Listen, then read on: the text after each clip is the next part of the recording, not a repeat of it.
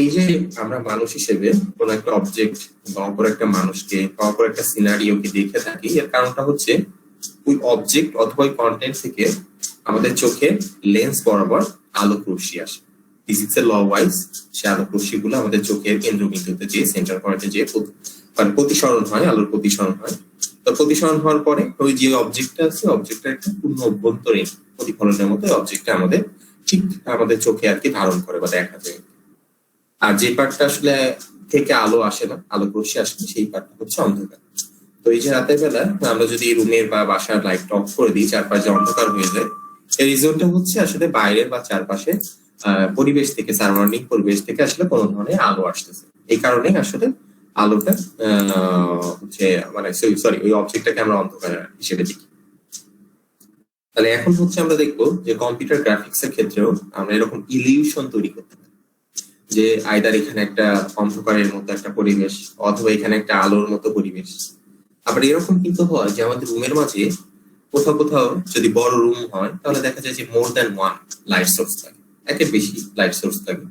আর কোথাও কোথাও দেখা যায় যে রুমের সাইজ যদি ছোট হয় বা মিডিয়াম হয়, সেক্ষেত্রে একটা মোটামুটি লাইট সোর্স হলেই রুমটা আলোকিত হয়ে যায়। তাহলে এখন কতটুকু আসলে আমার আলোক সোর্স দরকার সেটা আসলে কাউন্টিং এর ব্যাপার। কারণ আমি তো বা তুমি মানুষ হিসেবে লাইটটা লাগানোর পর না হয় দেখতে পারি যে এখানে লাইটটা অ্যাভেলেবল ঠিক আছে কি নাই, কম্পিউটার তো সেটা দেখতে পারে না। এই দ্যাটস ওয়াই আমাদেরকে আসলে কম্পিউটারকে বোঝানো দরকার যে আসলে যে পরিবেশটা বা যে ইলুমিনেশনটা তৈরি করতে চাচ্ছে সেটা আসলে সঠিকভাবে তৈরি হচ্ছে কিনা। তাহলে আমরা এইটাকে দুই ভাগে ভাগ করা যায়, একটা হচ্ছে লোকাল ইলুমিনেট করা আর একটা হচ্ছে গ্লোবাল ইলুমিনেট করা। যেমন আমরা যখন স্টুডিও গুলোতে যাই বা কোথাও যে ছবি তুলি রাতের বেলা বা মানে চারপাশে অন্ধকার একটা পরিবেশ, তখন দেখা যায় যে আমাদের যে মেইন ফোকাসিং পয়েন্ট, যেমন আমার ছবি তুলতেছি মনে করো, তাহলে আমার উপর আলোক রশ্মিগুলো আর কি ফোকাস করা, যাতে আমি যখন আমাকে ক্যাপচার করা হচ্ছে আমাকে এখানে স্পষ্ট দেখা যায়। এটাই হচ্ছে রিজন। এই যে একটা রুমের মাঝে আমরা একটা স্পেসিফিক অবজেক্টকে বা কোনো একটা কন্টেন্টকে মানে টার্গেট করে যখন ওখানে আলোক রশ্মি ফেলবো, তখন এটাকে বলা হয় লোকাল ইলুমিনেশন। মানে লোকালি আমি স্পেসিফিক করে দিব যে কাকে আলোকিত করবো, কাকে আলোকিত করবো না। আবার দেখা যায় যে আমরা ছবি তুলতে গেলে এরকম হয় যে আমরা একজনকে ফোকাস করি, বাদ বাকি সবাইকে তোমার ফোকাসের বাইরে নিয়ে যাই। না, স্লাইডে এখনো যায় না।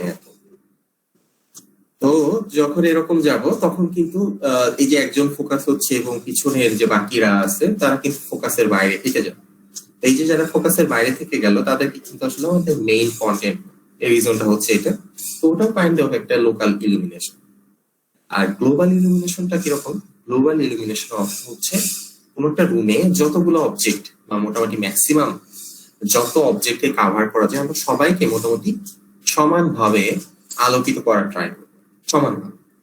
যেমন মনে করো আমার একটা অনেক বড় রুম, আমি জাস্ট একটা আলোক উৎস রাখছি, একটা বড় আলোক সোর্স, একটা লাইট, বাট একটা লাইট সোর্স দিয়ে মোটামুটি ওই রুমটা কাভার হচ্ছে না।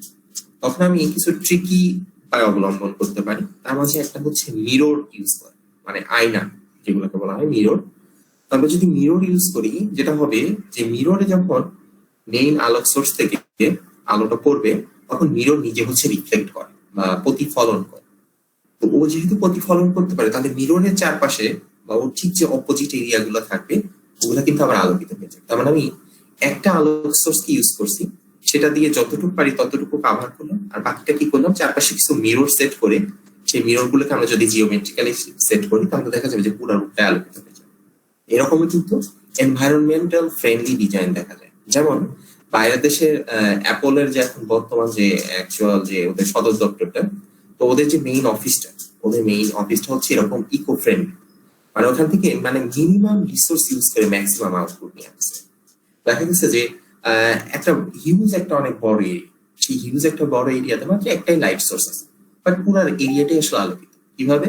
ওখানে প্রচুর পরিমাণে এরকম মিরর রিফ্লেকশন ইউজ করা হয়েছে। আবার এমনও ইউজ করা হয় নাই যে আমি তুমি যখন হাঁটবো যাতে চোখে আবার খুব মানে লাগে বা ওই মিররের রিফ্লেকশন আলোগুলা এসে চোখে পড়ে, এরকমও মনে হয় না। মানে এমন ভাবে জিওমেট্রিক্যালি ওখানে ক্যালকুলেশন করে ওগুলা সেট আপ করা হয়েছে। তো আমাদের টার্গেট হচ্ছে এরকম জিওমেট্রিক্যালি ক্যালকুলেশন করে স্পেসিফিক রিজিয়ন গুলাতে এরকম কি করা, একটা বা দুইটা এরকম মানে যত মিনিমাম রিসোর্স পাওয়া যায় মিনিমাম রিসোর্স ইউজ করে ম্যাক্সিমাম আউটপুট জেনারেট করা। আমাদের টার্গেট হবে এরকম। তো আমরা এখানে এরকম কিছু বেশ কিছু থিওরিটিক্যাল কনসেপ্ট নিয়ে কথা বলবো। এখানে কোনো ম্যাথমেটিক্যাল ক্যালকুলেশন নাই। এই অধ্যায়টা হচ্ছে পুরোটাই থিওরিটিক্যাল একটা কনসেপ্ট এবং কোশ্চেন গুলো ডেফিনেটলি থিওরিটিক্যাল হবে। তাহলে এখন হচ্ছে আমি স্লাইডে এন্ট্রি করছি। তাহলে আমি এখন আজকে শুধুমাত্র গ্লোবাল এলিমিনেশন নিয়ে কথা বলবো। তো গ্লোবাল এলিমিনেশনে শুরুতে আমরা একটা সিনারিও দেখাতে চাই। আমি তোমাদের যে স্লাইডটা দিয়েছি ওটা হচ্ছে পিপিটি ফরম্যাটে দিয়ে আছে, তো ওটা দেখলে আর একটু ভালো বুঝতে পারবা। এটা হচ্ছে এখানে একটা সাদা কালো, বা মনে করো যে কাউকে যদি আর্টিস্ট একটা মানুষ দেওয়া হয়, সে মনে করো একটা রুমের ভিতরে কি কি আছে, একটা দরজা থাকতে পারে, এখানে মনে করো একটা টেবিলের মতো কিছু একটা আছে, এখানে একটা চেয়ার আছে, এখানে একটা মিরর টাইপের কিছু আছে, এগুলো হচ্ছে আলোক সোর্স। তো তাকে মনে করো বলা হলো যে আপনি একটা স্কেচিং করেন, তো সে যখন একটা স্কেচ করবে তো কাইন্ড অফ মনে করে এরকম হবে, মানে স্কেচ টাইপের। এখন এখান থেকে কিন্তু খুব একটা বেশি আমি অবজেক্ট গুলোকে ক্লিয়ারলি দেখতে পাচ্ছি না, বা অ্যাকচুয়াল কালারটা সেটা আমার বোঝার উপায় নেই। আমি শুধুমাত্র অবজেক্ট গুলো মোটামুটি একটা শেপ বা আউটলাইন যেটাকে বলা হয় সেরকম আউটলাইন টাইপের ডিজাইন করা হয়েছে। এখন আমি যখন রুমের দরজাটা এন্ট্রি করব বা ওপেন করব, তখন আমি রুমের একরকম দেখতে পাই। আবার যখন মনে করো তুমি যদি রুমের যে ছাদ আছে বা উপরে যে পোর্শনটা আছে ওইটাকে যদি তুমি খুলে ফেলো, মনে করো তুমি ড্রোন ভিউ বা বার্ডস আই ভিউ যেটাকে বলে, আমরা যখন এরকম বার্ডস আই ভিউ বা ড্রোন ভিউ নিতে যাব, তখন মানে টপ ভিউ আর কি, তখন আমার অবজেক্ট গুলাকে কিন্তু ভিন্ন রকম। এই যে আমাদের নিচে আর একটা ফিগার দেওয়া আছে, এটা দেখতে আমরা বুঝতে পারবো যে আমরা যখন দরজাটা খুলি বা এন্ট্রি করি তখন অবজেক্ট গুলাকে একরকম দেখি। আবার যখন ও উপর থেকে, অর্থাৎ যেটাকে অর্থোগ্রাফিক ভিউ বলা হয় অনেক সময়, অর্থাৎ একেবারে টপ মোস্ট ভিউ দেখার ট্রাই করবো, তখন দেখা যাবে যে রুমের অবজেক্ট গুলার শুধুমাত্র যে শেপটা মনে করো ব্রডেন্স বা চারপাশে ক্ষেত্রফল বরাবর ছড়াই আছে, ততটুকু শুধুমাত্র দেখতে পাই। তো তাতে মোটামুটি অবজেক্ট গুলোকে অত ইউনিকলি আইডেন্টিফাই করাটা টাফ হয়ে যায়, সবগুলোকে ইউনিকলি আইডেন্টিফাই করা যায়, বা কিছু কিছু পোর্শন হিডেন হয়ে যায়। তো যে পোর্শন গুলো হিডেন হয়ে যায় সেগুলোকে আবার বলা হয় হিডেন এরিয়া বা হিডেন সারফেস। তো সেটাও আমাদের কম্পিউটার গ্রাফিক্স এরও একটা পার্ট। তো হিডেন সারফেসও আমরা পড়বো, বাট এখন না। আচ্ছা, তাহলে এটা একটা আমরা দেখলাম যে একটা ভিউ। আমরা মেইন পড়ালেখার আগে এরকম বেশ কিছু সংখ্যক ভিউ, অর্থোগ্রাফিক বা বিভিন্ন ধরনের শেপ দেখবো বা ডিজাইন দেখবো, তারপর মেইন কনসেপ্টে যাব। পরের ফিগারটা যদি আমরা একটু খেয়াল করি, তাহলে এখানে দেখা যাচ্ছে যে মোটামুটি একটা বেশ বড় একটা রুম।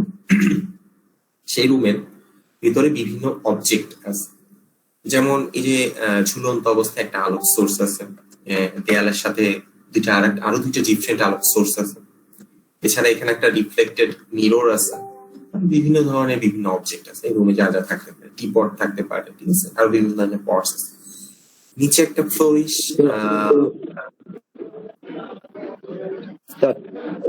হ্যাঁ বলো স্যার। যে আপনাদের সেশন স্যার যে 172 স্যার আজকে অপারেশন হয়েছে স্যার, ওর সাথে আমার হাসপাতালে আছে স্যার, আমাদের প্রেজেন্টে একটু দিলে ভালো হতো। বলছি না। আচ্ছা সেটা তাহলে তুমি করে দিও আর কি। তুমি দিয়ে দিও আর কি, ঠিক আছে। জি স্যার। স্যার কোন আইডি গুলো দিয়ে দিব? না এখন না, আমি পরে দিব তোমাদের ওই অ্যাটেন্ডেন্স শিট আমি ওপেন করে দিব। জি স্যার। আচ্ছা, তো এখানে এখন তাহলে আমরা যখন দেখতে যাচ্ছি তখন এরকম বিভিন্ন ধরনের অবজেক্ট দেখতে পারবো। এই যে নিচের যে ফ্লোরটা, এটা তো বোঝা যাচ্ছে যে এটা টাইলস করা ফ্লোর। টাইলস করা ফ্লোর হইলেও ফ্লোরটা কিন্তু ফ্লোরিশ, মানে মনে হচ্ছে যে ও আবার কিছুটা রিফ্লেক্ট করতেছে, মানে ওর উপরে যে অবজেক্ট গুলো এখানে পড়বে ও আবার নিজেই নিজেকে কি করতেছে, কিছু পোর্শন রিফ্লেক্ট করবে, মানে যে অবজেক্ট গুলো ওর ভিউতে থাকবে। আবার এখানে যে মিররটা আছে, মিররটাও কি করতেছে, এই পাশে একটা মনে করো এক্সিট দরজা বা ক্লোজেট টাইপের সামথিং আছে, তো সেটাকে আবার এখানে রিফ্লেক্টেড হইতে আমি কিছু সার্টেন একটা পোর্শন দেখতে পাচ্ছি। মিররের সামনে একটা কেটলি বা টিপট টাইপের সামথিং আছে, এই কেটলি বা টিপট টাইপের এই পোর্শনটাও কিন্তু এখানে রিফ্লেক্টেড হইতে দেখা যাচ্ছে। তো এরকম বিভিন্ন পোর্শন আমরা দেখতে পাচ্ছি, ঠিক আছে। এখন আমরা যখন মনে করি একটা গেমের গ্রাফিক্স তৈরি করি, একটা মনে করি অ্যানিমেটেড মুভি বা সামথিং অ্যানিমেটেড সামথিং কিছু প্রিপেয়ার করা হচ্ছে, তাহলে আমরা কোন পার্টটা রাখবো আর কোন পার্টটা রাখবো না সেটা আমাদের ডিসাইড করতে হবে। বিকজ আমরা যত স্পেসিফিক বা যত বেশি এখানে রেন্ডারিং করতে চাই, যেমন এই টার্মটাকে আমরা বলা হচ্ছে রেন্ডারিং করা, যত বেশি রেন্ডারিং করা হবে বা রেন্ডার করা হবে তত বেশি ওই অবজেক্টটা ক্লিয়ারলি দেখা যাবে, আর তত বেশি আসলে আমাদের কম্পিউটেশনাল কস্টটা কিন্তু বেড়ে যাবে। ডেফিনেটলি আমাদের যত কম্পিউটেশনাল কস্টটা বেড়ে যায়, ডেফিনেটলি আমাদের রিসোর্সের পরিমাণ তখন বাড়াইতে হয়, এবং রিসোর্সের পরিমাণ বাড়াইতে গেলে আমাদের ডেফিনেটলি ওইটার জন্য টাইম কমপ্লেক্সিটি বা প্রসেসিং ইউনিটটা তত পাওয়ারফুল এর প্রয়োজন, তত হাই কনফিগারেশন আমাদের প্রসেসর ইউনিটের দরকার হয় আর কি, এবং মেমোরি ইউনিট তো ডেফিনেটলি। যে এত কিছু আমাদের যদি ক্রাইটেরিয়াতে ধরে তাহলে আমরা ওরকম হাই রেন্ডারিং গ্রাফিক্স তৈরি করতে পারি। যদি আমাদের ক্রাইটেরিয়াতে না ধরে তখন আমাদের কি করতে হবে, মানে আমাদের সীমাবদ্ধতা, মানে আমাদের যে লেভেলটা আছে ওই লেভেল ওয়াইজ আমাদেরকে সেট আপ করতে হবে। তো আমরা আজকে এরকম একটা কনসেপ্ট নিয়ে আলোচনা করবো, যেখানে এই যে কনসেপ্টটা যে আমরা কতটুকু আসলে রেন্ডারিং করবো গ্রাফিক্সটা, সেখানে হাই কনফিগারেশন কত ফ্রেমে রাখা যায় বা একটা লিমিটেশনের মাঝে রাখার জন্য কি ধরনের ওয়ে বা টেকনিক আসলে ফলো করা যায়, সেই টেকনিকটা নিয়ে আমরা সামনে আলোচনা করবো। এরপরে আমরা যদি ওই সেম রুমের এই ফিগারটা পরবর্তী ফিগারটাতে দেখি, তাহলে দেখা যাবে আগের ফিগারে তোমার মোটামুটি ক্লিয়ারলি সবগুলো অবজেক্ট অ্যাকচুয়াল কালারে দেখা যাচ্ছে, কোনটা কাকে রিফ্লেক্ট করতেছে সেটাও বোঝা যাচ্ছে। এই ফিগারটাতে কি হয়েছে, আমি একটা অ্যাম্বিয়েন্ট পরিবেশে ক্রিয়েট করেছি। অ্যাম্বিয়েন্ট পরিবেশের অর্থ হচ্ছে যেখানে মনে করো স্বল্প আলো, শুধুমাত্র যে স্পেসিফিক যেখানে আলো না থাকলেই না, সেখানে আমি শুধুমাত্র একটা স্বল্প আলো দেবো। যেমন ডার্ক রেস্টুরেন্ট বা চাইনিজ রেস্টুরেন্ট গুলোতে দেখা যায় যে রেস্টুরেন্টে শুধুমাত্র যেখানে মনে করো বসার জায়গা, শুধুমাত্র সেখানে একটা আলো উৎস থাকে, তার বাকি পোর্শনে কোনো আলো নেই। তো তার মানে হচ্ছে এখানে একটা অ্যাম্বিয়েন্ট পরিবেশে ক্রিয়েট করা হয়েছে। আমাদের যদি এরকম অ্যাম্বিয়েন্ট গ্রাফিক্স এর প্রয়োজন হয়, তাহলে আমরা শুধুমাত্র সেখানেই আলোর সোর্স রাখবো যেখানে আসলে মেইন কিছু অবজেক্টকে হয়তো ভিজুয়ালাইজ করা দরকার, না হলে আমাদের রাখার প্রয়োজন নেই। আমরা এটাকে বলা হয় হচ্ছে অ্যাম্বিয়েন্ট টার্ম, যেখানে মনে করো আলোক উৎসের আধিক্য নাই, অনাধিক্য, অর্থাৎ খুব স্বল্প পরিমাণ আলোক উৎস আছে, সেটাকে বলা হয় অ্যাম্বিয়েন্ট। আমরা যখন এইগুলাকে টার্মিনোলজি ইউজ করবো, ডেফিনেটলি আমাদেরকে এরকম লেস ইলুমিনেটেড ইউজ করলে হবে না, আমাদের ইউজ করতে হবে অ্যাম্বিয়েন্ট, তাহলে কিন্তু এখানে মার্কস কমে যাবে। এরপর হচ্ছে আরেকটা আমরা দেখি যে একটা শেডিং দেখবো, শেডিংটার নাম হচ্ছে ফাউন্ড শেডিং। তো শেডিং এর অর্থ হচ্ছে মনে করো যে অ্যাকচুয়াল কোন একটা অবজেক্টের কালার, মনে করো সাপোজ গ্রিন, মানে সবুজ কালারের কোন একটা অবজেক্ট আছে, আমি মনে করো সামহাও সেখানে কিছু ডার্ক পিক্সেল, মানে কালো টাইপের কিছু ডার্ক পিক্সেল সেখানে অ্যাড করে দিলাম, অ্যাডিশন করে দিলাম। যেটা হবে যদি ওই অ্যাকচুয়াল যে সবুজ বা গ্রিন কালারের অবজেক্টটা আমি দূর থেকে দেখা ট্রাই করি, তাহলে আমার কাছে একটা ইলুমিনেটেড মনে হবে যে অবজেক্টটা আসলে গ্রিন না, কাইন্ড অফ মনে হবে গ্রে, বা মনে করো যে একটু গ্রিনের থেকে ডিপ কালার। কেন? কারণ ওখানে যে আমি ডটেড কিছু যে ডার্ক পিক্সেল গুলো এন্ট্রি করা হয়েছে, ওই ডার্ক পিক্সেল গুলো অ্যাকচুয়াল বা মেইন যে কালার রেঞ্জ আছে গ্রিন, সেটার সাথে মিক্স আপ হয়ে ওখানে একটা ডার্ক রেঞ্জ বা ওখানে একটা শেডিং এর মতো ক্রিয়েট করে। ফর্ম শেডিং হচ্ছে একই সাথে তোমার অ্যাম্বিয়েন্ট পরিবেশ, মানে অ্যাম্বিয়েন্ট মানে হচ্ছে সেখানে আলোক উৎসের অনাধিক্য মানে আধিক্য থাকা যাবে না, মোটামুটি যতটুকু মিনিমাম না দিলেই না ততটুকু। আর ডিফিউজ হতে হবে। ডিফিউজ আসলে কি জিনিস? ডিফিউজের অর্থ হচ্ছে যে আলোক উৎসগুলো থাকবে, সেই আলোক উৎসগুলো আরেকজনকে আবার কি করবে, আলোকিত করার ট্রাই করবে। যেমন দেখো এখানে যে আলোক সোর্সটা আছে, এই আলোক সোর্সটা যখন দেয়ালে পড়ছে তখন দেয়ালের একটা পোর্শন থেকে আলো মনে হচ্ছে ওইখান থেকে আলো ছিটকে বেরোচ্ছে, কিন্তু অ্যাকচুয়ালি কি তাই? অ্যাকচুয়ালি এখানে কিন্তু কোনো আলোক উৎস নাই, আলোক উৎস হচ্ছে এইটা। বাট ওই আলোটা যখন এই দেয়ালে পড়ছে, এই কালারের দেয়ালে, তখন এই কালারটা কিছুটা রিফ্লেক্ট করতেছে। যদি দেখা যায় কোনো একটা এনভায়রনমেন্ট থেকে যে আমি স্বল্প পরিমাণ আলো ক্রিয়েট করছি, মানে অ্যাম্বিয়েন্ট পরিবেশ, বাট সেখান থেকে কিছু এরকম রিফ্লেকশন আসতেছে বিকজ অফ এমন কিছু কালার ডিজাইন করা হয়েছে বা ডিফাইন করা হয়েছে যে কালার গুলো কাইন্ড অফ বা কিছুটা রিফ্লেক্ট করে থাকে। তো এই রিফ্লেকশনের নামটা হচ্ছে ডিফিউজ করা। তো যখন একই সাথে এরকম অ্যাম্বিয়েন্ট এবং ডিফিউজ দুইটা পরিবেশে ক্রিয়েট করা হবে, তখন সেটাকে বলা হচ্ছে কম শেডিং দেয়া বা কম শেডিং ইউজ করা। আমি যদি এর পরের ফিগারটাতে যাই, তাহলে এখান থেকে দেখতে পারবো যে এখানে তোমার ফর্ম শেডিং আছে ডেফিনেটলি। যেমন এই যে এখানে একটা রিফ্লেকশন আসতেছে, এই আলোক উৎসটা দেখো, এই যে এখানে যে একটা পট বা পাত্র টাইপের আছে, এই পাত্রের একটা দেখো পোর্শনে যে রিফ্লেক্ট করতেছে, তার মানে এটা একটা ডিফিউজ। আবার আলোক উৎসগুলো খুব অ্যাম্বিয়েন্ট, মানে নন অ্যাম্বিয়েন্ট খুব বেশিও না, তো এটাকে একটা অ্যাম্বিয়েন্ট পরিবেশ আমরা বলতে পারি, মোটামুটি ডার্কার। আর আরেকটা হচ্ছে এখানে একটা স্পেশাল মানে সিচুয়েশন আছে, এই সিচুয়েশনটার নাম হচ্ছে স্পেকুলার। স্পেকুলার মানে হচ্ছে এখানে যে একটা মিরর আছে, এই মিরর থেকে দেখো একটা রিফ্লেকশন আসতেছে, কিন্তু ওই রিফ্লেকশনের ফলে আমার যে সামনের অবজেক্ট গুলো, এগুলো কিন্তু ওখানে রিফ্লেক্টেড ওয়েতে দেখা যাওয়ার কথা ছিল।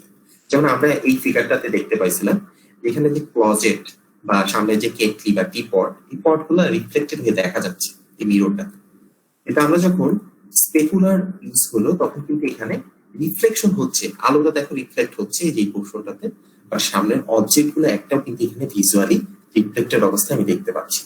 যখন এরকম আমি ইনভিজিবল করে রাখবো, কিন্তু সামথিং বা সাম পার্টস কে আমি ডিফিউজ করে রাখবো, মানে ও রিফ্লেক্ট করবে, বাট সামনের অবজেক্ট গুলোকে আমি ভিজুয়ালাইজ করবো না বা দেখাবো না ওর যে বডি বা পোর্শনটা আছে সেখানে, তখন সেটাকে বলা হয় স্পেকুলার। তো আমরা এখানে একই সাথে স্পেকুলার, ডিফিউজ এবং অ্যাম্বিয়েন্ট তিনটা পরিবেশে এখানে দেখানো হচ্ছে।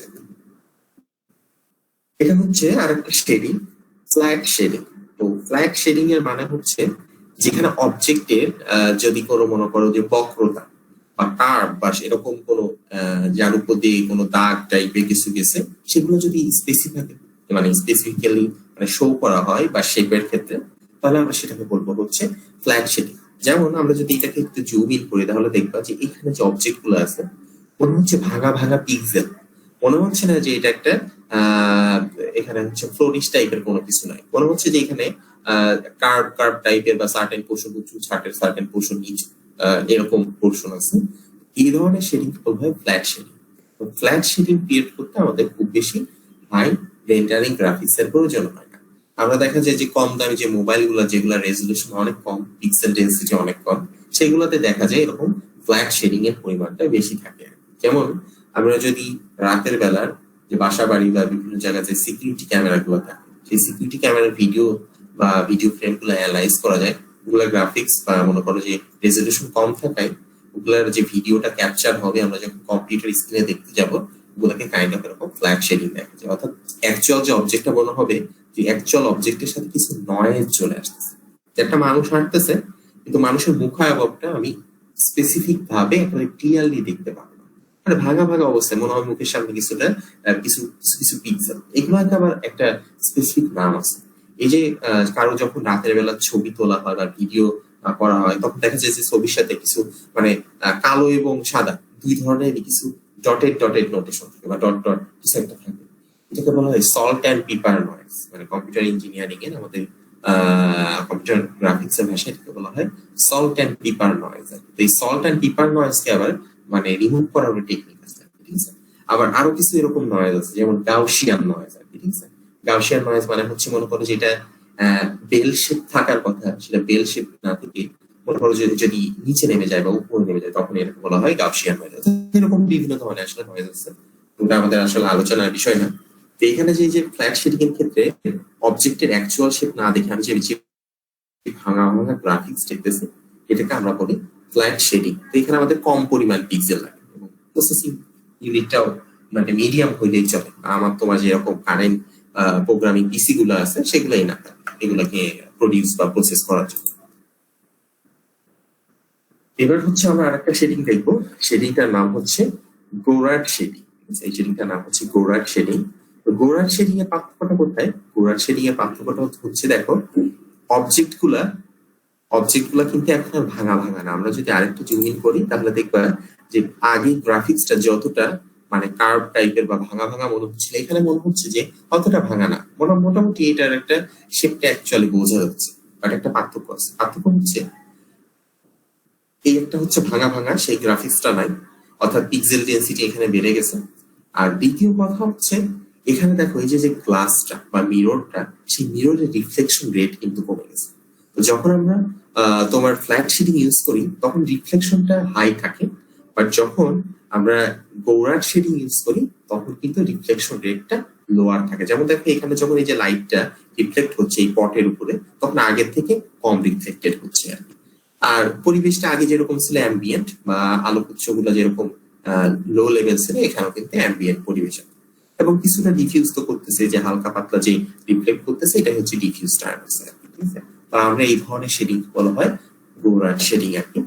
তো এখন হচ্ছে আমরা মেইন জিনিসে যাই, মেইন পড়ালেখায় যাই। এখানে একটা পার্থক্য দেয়া আছে যে ফ্ল্যাট শেডিং এর ক্ষেত্রে অবজেক্টটা কিরকম দেখায়, গোরাট শেডিং এর ক্ষেত্রে কিরকম, আর ফর্ম শেডিং এর ক্ষেত্রে কিরকম। তো ফর্ম শেডিং এর ক্ষেত্রে হচ্ছে সব থেকে ভালো বা ওই অবজেক্টটাকে সব থেকে ক্লিয়ারলি দেখা যায়। তো এটা প্রসেস করতে গেলে ডেফিনেটলি সব থেকে বেশি কম্পিউটেশনাল কস্টেরও দরকার। আর নিচে যে কোয়ার্সার মেশ দিয়ে আছে, এটার অর্থ হচ্ছে উপরের মাঝে যে ফ্ল্যাট গোরাট ফর্ম, এগুলোর একটার সাথে আর একটা যখন মিক্সচার করবো, যেমন মনে করো ফ্ল্যাটের সাথে গোরাট, ইনপুটটা যদি মিক্সচার করি তাহলে আউটপুটে যে মাঝে যেটা আছে এটার মতো দেখা যাবে। আবার যদি গোরাটের সাথে ফর্ম এই দুটা মিক্সচার করা হয় তখন 3 নাম্বার যেটা আছে এটার মতো দেখা যাবে। তো বিভিন্ন ভাবে এরকম আমরা একটার সাথে আরেকটা ম্যাশ করতে পারি, ম্যাশ আপ করতে পারি। এখন আসো আমাদের আসল পড়ালেখায়। তাহলে তো আমরা এই যে গ্লোবাল ইলুমিনেশনের কথা বলতেছি, গ্লোবাল ইলুমিনেশন অর্থ হচ্ছে রুমের মাঝে যতগুলো অবজেক্ট থাকবে ট্রাই করতে হবে সবাইকে সমানভাবে ইলুমিনেট করা বা আলোকিত করার ট্রাই করতে হবে। এটা দুইটা মেথডে করা যায়, একটা হচ্ছে ভিউ ডিপেন্ডেন্ট মেথড আর একটা হচ্ছে রিকার্সিভ মানে আরেকটা হচ্ছে ভিউ ইন্ডিপেন্ডেন্ট মেথড। তো আমরা পড়বো এই স্লাইডে শুধুমাত্র ভিউ ডিপেন্ডেন্ট মেথড বা রিকার্সিভ রে ট্রেসিং। এটা একটা নাম, আলাদা নামও আছে। আমাদের আজকে আলোচনার ব্যাপার হচ্ছে রে ট্রেসিং বা ভিউ ডিপেন্ডেন্ট মেথড। তো ভিউ ডিপেন্ডেন্ট আর ইন্ডিপেন্ডেন্টটা কিরকম? ভিউ ডিপেন্ডেন্টের উদাহরণটা আমি যে ক্লাসের শুরুতে একটা উদাহরণ দিয়েছিলাম, যে স্টুডিও গুলাতে যে যখন যাওয়া হয় ছবি তোলার জন্য, তখন যখন যেখানে বসায় বা দাঁড়ানো অবস্থায় আমাদের ছবিটা ক্যাপচার করা হয়, তখন দেখা যাচ্ছে যে চারপাশ থেকে কিছু এক্সট্রা আলোক উৎস মানে মুখের উপরে বা বডির সার্টেন পোর্শনে ফোকাস করার জন্য ওখানে আলোক উৎসগুলোকে সেট করা। এই যে চারপাশের পরিবেশকে আমি আলোকিত না করে শুধুমাত্র আমার উপর আলোকটা ফোকাস করা হচ্ছে, এটাকে বলা হয় হচ্ছে ভিউ ডিপেন্ডেন্ট মেথড। আর ভিউ ইন্ডিপেন্ডেন্ট মেথডটা কিরকম? যে মনে করো যে তুমি একটা পাহাড়ের উপরে গেছো বা একটা অনেক বড় জায়গায় গেছো, পাহাড়ের মাথায় যেয়ে তোমার ফ্রেন্ডকে বলছো যে আমার একটা ছবি ক্যাপচার করতে। যখন সে ছবিটা ক্যাপচার করতে যাবে সে কিন্তু জানে যে তোমাকে যদি ফোকাসে আনতে চায়, ছবিটা তোলার সময় ডেফিনেটলি যে কাজটা করতে হবে সেটা হচ্ছে সূর্যের আলোক রশ্মি যেদিকে আছে ঠিক তার অপোজিট থেকে তুলতে হবে। তাহলে কি হবে?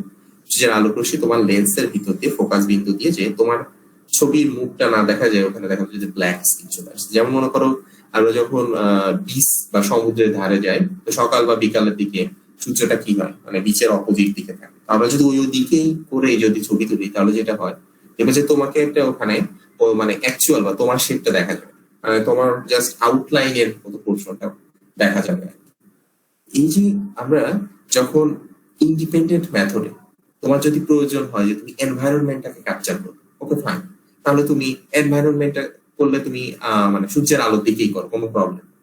তুমি যদি চাও যে তোমাকেই ফোকাস করবে, এনভায়রনমেন্টে আমার কনসিডার করার দরকার নেই, তাহলে আসলে অপোজিট ডিরেকশন থেকে তুলতে হবে বা যেদিক থেকে আলো বেশি আসতেছে সেদিক থেকে তুলতে হবে।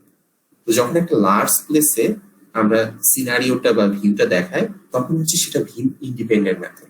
আর যখন একটা স্মল একটা রুমের মাঝে বা একটা সার্টেন একটা স্পেসিফিক জায়গায় কোন একটা গ্রাফিক্স শো করা হয় তখন সেটাকে বলা হয় ভিউ ডিপেন্ডেন্ট মেথড। আমাদের আজকের আলোচনা হচ্ছে ভিউ ডিপেন্ডেন্ট মেথড বা রিকার্সিভ রে ট্রেসিং।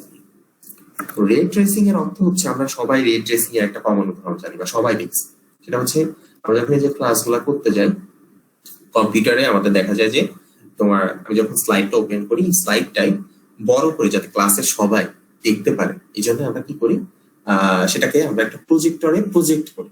এই যে প্রজেক্টর থেকে প্রজেক্ট হয়, প্রজেকশন মানে কি? প্রজেকশন মানে হচ্ছে তুমি যে তোমার কম্পিউটারে যে ভিউটা দেখার কথা ছিল ছোট একটা স্ক্রিনে, মনে করো 18 ইঞ্চি বা 20 ইঞ্চি একটা স্ক্রিনে যেটা দেখার কথা ছিল, সেটাকেই আমি একটা বড় একটা লার্জ স্ক্রিনে ফোকাস করতেছি। যখন লার্জ স্ক্রিনে এরকম ফোকাস করা হয় তার অর্থ হচ্ছে আইদার ওটাকে স্কেলিং করে বড় করা হয় অথবা ছোট করা হয়। আমরা তো সবসময় ম্যাক্সিমাম সময় বড়ই করেই দেখাই। এই যে স্কেলিং করতেছে আমরা কিন্তু অলরেডি স্কেলিংটা করে আসছি। স্কেলিং করার অর্থ হচ্ছে আইদার ওই অবজেক্টটাকে সার্টেন পোর্শনে বড় করতে হবে অথবা ছোট করতে হবে। তো এই যে আমরা যখন এই যে প্রজেকশন বা রে ট্রেসিং করি, এই প্রজেক্টরটা হচ্ছে ওয়ান কাইন্ড অফ রে ট্রেসিং এর একটা কমন উদাহরণ, যেখানে আলোক উৎসগুলোকে একটা নির্দিষ্ট বিন্দুতে ফোকাস করে একটা বড় স্কেলে শো করা হয়। অর্থাৎ আমার সাইজ যেটা, আমাকে যদি ওই প্রজেক্টর দেখা যায় আমার সাইজটা অনেক বড় দেখাচ্ছে বা বড় দেখাচ্ছে, এই রিজনটা হচ্ছে আমি যাতে অনেক দূর থেকে ভিজুয়ালাইজ করতে পারি। আমাদের আজকের কাজ হচ্ছে এরকম রে ট্রেসিং টেকনিক নিয়ে পড়া। তাহলে রে ট্রেসিং এর ক্ষেত্রে ওই যে উদাহরণটা অলরেডি আমি দিয়ে দিলাম, আমাদের একটা সামনে বড় স্ক্রিন থাকে, সেই স্ক্রিনে তো আমরা এই অবজেক্টটাকে শো করবো। তো এই শো করতে গেলে আমাদের একটা ট্রি মেথড ইউজ করতে। যেমন ট্রি মেথডটা কিরকম, এটাকে বলা হচ্ছে রিকার্সিভ রেট। মনে করো যে আমরা দেখবো যে ওই যে প্রজেক্টর গুলো থাকে, যখন প্রজেক্টর থেকে আমরা কোন একটা স্লাইড বা সামথিং কোন একটা ভিউ বা ভিজুয়ালাইজ করার ট্রাই করি, আমাদের পছন্দ হয় না। মনে করো কখনো মনে হয় যে আলোকটা কম আছে, কখন মনে হয় যে এটা কি ক্লিয়ারলি দেখা যাচ্ছে, তখন কি করি যে মাথার যে সামনে যেখান থেকে আলোটা যায় ওটাকে বামে ডানে বা আপ ডাউন এভাবে মনে করো সরানোড়া করে মানে ওটাকে সেট আপ করা, কন্ট্রোল করা। এই যে কন্ট্রোল করতেছে ওখানে আসলে কি কন্ট্রোল করছে, ওখানে আসলে লাইট সোর্সটা কমা বাড়ানো করা। আরেকটা কি জিনিস করানো হয়, লাইট সোর্সটা কমা বাড়ানো করানোর সাথে সাথে কোনটা তোমার চোখে মানে বেস্ট স্যুট করে সেটা কিন্তু আমরা মানে নিজেরা দেখে আর কি সেট করি। এখন যদি একটা মনে করো তুমি অ্যানিমেটেড মুভি দেখতে বসছো, এখন মনে করো তোমার কাছে গ্রাফিক্সটা কম মনে হচ্ছে, কারোর কাছে বেশি মনে হচ্ছে। এখন যার কাছে মনে করো বেশি মনে হচ্ছে, যার কাছে কম মনে হচ্ছে, যার কাছে কম মনে হচ্ছে সে কি ওইখানে ওরকম একটা সোর্স আমরা সেট করে দিব যেটা মনে করো সরানোড়া করায় তুমি ওই তুমি মানে মুভিটা ক্লিয়ারলি দেখবা, এরকম কিন্তু কোনো সিস্টেম নাই। কারণ আমরা যখন মুভি বা এরকম কোনো গ্রাফিক্স বিল্ড আপ করি তখন হচ্ছে ওটা ফিক্সড, অর্থাৎ আমি যা বিল্ড আপ করছি তুমি যে হার্ডওয়্যার স্পেসিফিকেশন দিয়ে ওটা দেখবা ওই হার্ডওয়্যারের হাইস্ট আউটপুটটা ওইভাবে তুমি দেখতে পাবে। এইটাই হচ্ছে এই মেইন রিজন। কারণ আমাদের কিন্তু এখানে এক্সটার্নাল কন্ট্রোলিং এর কোনো ব্যাপার স্যাপার নাই। এই জন্য আমরা যখন এরকম কম্পিউটার গ্রাফিক্স তৈরি করা হয় তখন ট্রাই করা হয় সব থেকে বেস্ট যেটা মানে মানুষের চোখে যেটা সহ্য ক্ষমতার ভিতরে, ঠিক আছে, খুব বেশি আলো না বা খুব কম না, যেখানে যতটুকু দেওয়া দরকার ঠিক ততটুকু হয় আমরা ওইখানে ওইভাবে আসলে আলোর সোর্স গুলো সেট করি। যেমন মনে করো মুভির বা কোনো একটা অ্যানিমেটেড মুভির পার্ট চলতেছে, তো কোনো একটা ক্যারেক্টার মনে করো লাফালাফি করতেছে বা দৌড়াচ্ছে, রান করতেছে। তো এই সময় যে রান করতেছে তাকে কিন্তু ফোকাসে রাখতে হবে, চারপাশের পরিবেশটা কিন্তু তখন ফোকাসে না রাখলেও সমস্যা না। যদি দূরবর্তী বা মানে আমি যদি লং রেঞ্জ শট চিন্তা করি, আবার যদি ক্লোজ রেঞ্জ শট চিন্তা করি তাহলে আবার ওর পাশে মানে যে পোর্শন গুলো আমি ভিজুয়ালাইজ করি সেগুলোকে কিন্তু আবার ফোকাস করার প্রয়োজন আছে। তার মানে সেক্ষেত্রে সমানভাবে সব জায়গায় আলোকিত করার দরকার। তাহলে এই যে কোথায় কতটুকু আলো ফেলবো, কোথায় কতটুকু আলো দিব না, এটা আমাদেরকে আইডেন্টিফাই করতে হবে। আবার আরো কিছু ব্যাপার আছে, যেমন মনে করো কোনো একটা ক্যারেক্টার তার মনে করো যে চুল বা হেয়ার, এই চুল বা হেয়ার গুলো মনে করো যে যখন দৌড়াচ্ছে আমরা নর্মালি যাদের বড় চুল থাকে কিভাবে চুলগুলো মনে করো বাতাসে মানে উঠবে বা মনে করো যে নড়াচড়া করবে সরানোড়া করবে সেটা কিন্তু আমরা দেখতে পাই। এখন তুমি যদি তোমার ওই কম্পিউটার গ্রাফিক্সেও তোমার ওই ক্যারেক্টারে যদি খুব বড় কোনো চুল থাকে সেটাকেও তুমি যদি দেখাতে চাও যে উঠতেছে সেটা কোন দিকে যাচ্ছে মানে অ্যাকচুয়াল যে এনভায়রনমেন্ট হয় সেরকম দেখাতে গেলে কিন্তু আমাদের সেখানে আবার রেন্ডারিং পরিমাণ বাড়াই দিতে হবে। মানে সেখানে কত বেশি মানে ইটারেটিভ ক্যালকুলেশন করতে হবে ওয়ান বাই ওয়ান, মানে পিক্সেল ডেনসিটি বাড়ায় ইটারেটিভ ক্যালকুলেশন করতে হবে। এবং যেখানে আমি যত বেশি ভিজুয়ালাইজ করতে যাবো সেখানে কিন্তু আমরা আলোক সোর্সের পরিমাণ তত বাড়াই দিতে হবে। তার মানে আমাদের এখানে একটা কনসিডারেশনের ব্যাপার আছে যে আমরা কতটুকু আলোক উৎস দিব আর কতটুকু দিব না। কিন্তু এই যে কম্পিউটার গ্রাফিক্স গুলো আসলে যখন বানানো হয় তখন হচ্ছে ফ্রেম বাই ফ্রেম বানানো, একটা ফ্রেমের সাথে আর একটা ফ্রেমের পার্থক্য থাকতে পারে। যেমন মনে করো কোনো একটা ক্যারেক্টার দৌড়াচ্ছে, হঠাৎ করে সে একটা রুমের মাঝে এন্ট্রি করছে, তো যখন রুমের মাঝে এন্ট্রি করছে তখন ডেফিনেটলি সেখানে ওই রুমের বাইরে যতটা আলো ছিল ততটা দেওয়ার কিন্তু প্রয়োজন নেই, তার থেকে কম, মানে ওখানে কিন্তু অটোমেটিক্যালি তোমার চেঞ্জ করতে হবে। এটা যদি মনে করো যে প্রোগ্রামিংটা করতেছে বা যে মনে করো অ্যানিমেটেড পোর্শনটা তৈরি করতেছে তাকে যদি লাইন বাই লাইন এই কোডটা লিখতে হয় তাহলে কিন্তু একটা হিউজ টাস্ক এবং অনেক একটা কঠিন মানে জব হয়ে যায়। এটা সলভ করার জন্য যে কাজটা করা হয়েছে একটা রিকার্সিভ টেকনিক বা একটা ট্রি টেকনিকের মেথডের মধ্যে অ্যাপ্লাই করা হয়েছে। ট্রি মেথড মানে হচ্ছে মনে করো আমাদের দুইটা বা তিনটা ওয়ে আছে, মাল্টিপল ওয়ে থাকতে পারে। যে আমি মনে করো আমার বাসা থেকে যে আমি চিটাও 2-3টা ওয়েতে যাইতে পারি, বিমানে যাইতে পারি, আমি মনে করো যে বাসে করে যাইতে পারি অথবা ট্রেনে করে যাইতে পারি। আমার মনে হলো যে আমার আসলে এবার টাইম কম, টাকা পয়সা কোনো ম্যাটার না, আমি আমাকে চিটাও খুব ইনিশিয়ালি যাইতে হবে। তখন কিন্তু আমি ট্রাই করবো যে পথটা মানে যত দ্রুত নিয়ে যায় আমি সেই পথটা আর কি চুজ করবো। আমি মনে করো বিমানে চলে গেলাম। তো ট্রি ডিসিশন হচ্ছে যে তোমার সব পথে গেলেই তুমি সলিউশন পাবা, বাট তোমাকে সেই পথটাই চুজ করতে হবে যেটা তোমার জন্য বেস্ট স্যুট করে। তাহলে আমরা এখানে মাল্টিপল কেস সেট করি। মনে করো এটা হচ্ছে অ্যাডাপটিভ ডিসপ্লেবল। অ্যাডাপটিভ মানে যে নিজেই নিজেকে কি করে পরিবেশের সাথে খাপ খাওয়ায়, মানে এরকম একটা পরিবেশ তৈরি করে। যেমন আমরা মানুষ মনে করো যখন নতুন পরিবেশে যায় ট্রাই করি যে চারপাশে মানুষ যেভাবে বিহেভ করতেছে, যেভাবে তারা কথা বলতেছে, খাওয়া দাওয়া করতেছে, আমরা ঠিক সেইভাবে। আমি যদি একটা 5 স্টার রেস্টুরেন্টে যাই ট্রাই করি সে 5 স্টার রেস্টুরেন্টের মতো এনভায়রনমেন্ট মানে করার জন্য, মেনটেন করার জন্য। আবার যদি আমি একটা টং এর দোকানে যাই তাহলে আমাকে কিন্তু ওইখানে যে টং এর মতোই আর কি, বা টং এর দোকানে যেরকম এনভায়রনমেন্টে থাকে আমাকে ঠিক সেইভাবে আর কি বিহেভ করা দরকার। তাহলে সেটা হবে হচ্ছে অ্যাডাপটিভ। আর ঠিক তার ব্যত্যয় ঘটলে ওই পরিবেশে দেখবে যে তুমি একটা উজবুকের মতো হয়ে গেছো হঠাৎ, মানে সবাই তোমার দিকে তাকায়, ব্যাপারটা এমন হয়ে যাবে। আমাদের এখানে একটা অ্যাডাপটিভ গ্রাফিক্স তৈরি করতে হবে, অর্থাৎ সব পরিবেশেও সমানভাবে খাপ খাওয়ায় নিতে হবে এরকম। এরকম আমরা কি করা হয়, যখন প্রোগ্রামাররা প্রোগ্রামিং করে তখন একটা ট্রি ডিসিশন মেড করে যে আসলে কোন ফ্রেমে বা কোন ভিজুয়ালাইজ পোর্শনে কতটুকু আলো দিলে সেটা হচ্ছে বেস্ট স্যুট করবে, ঠিক আছে।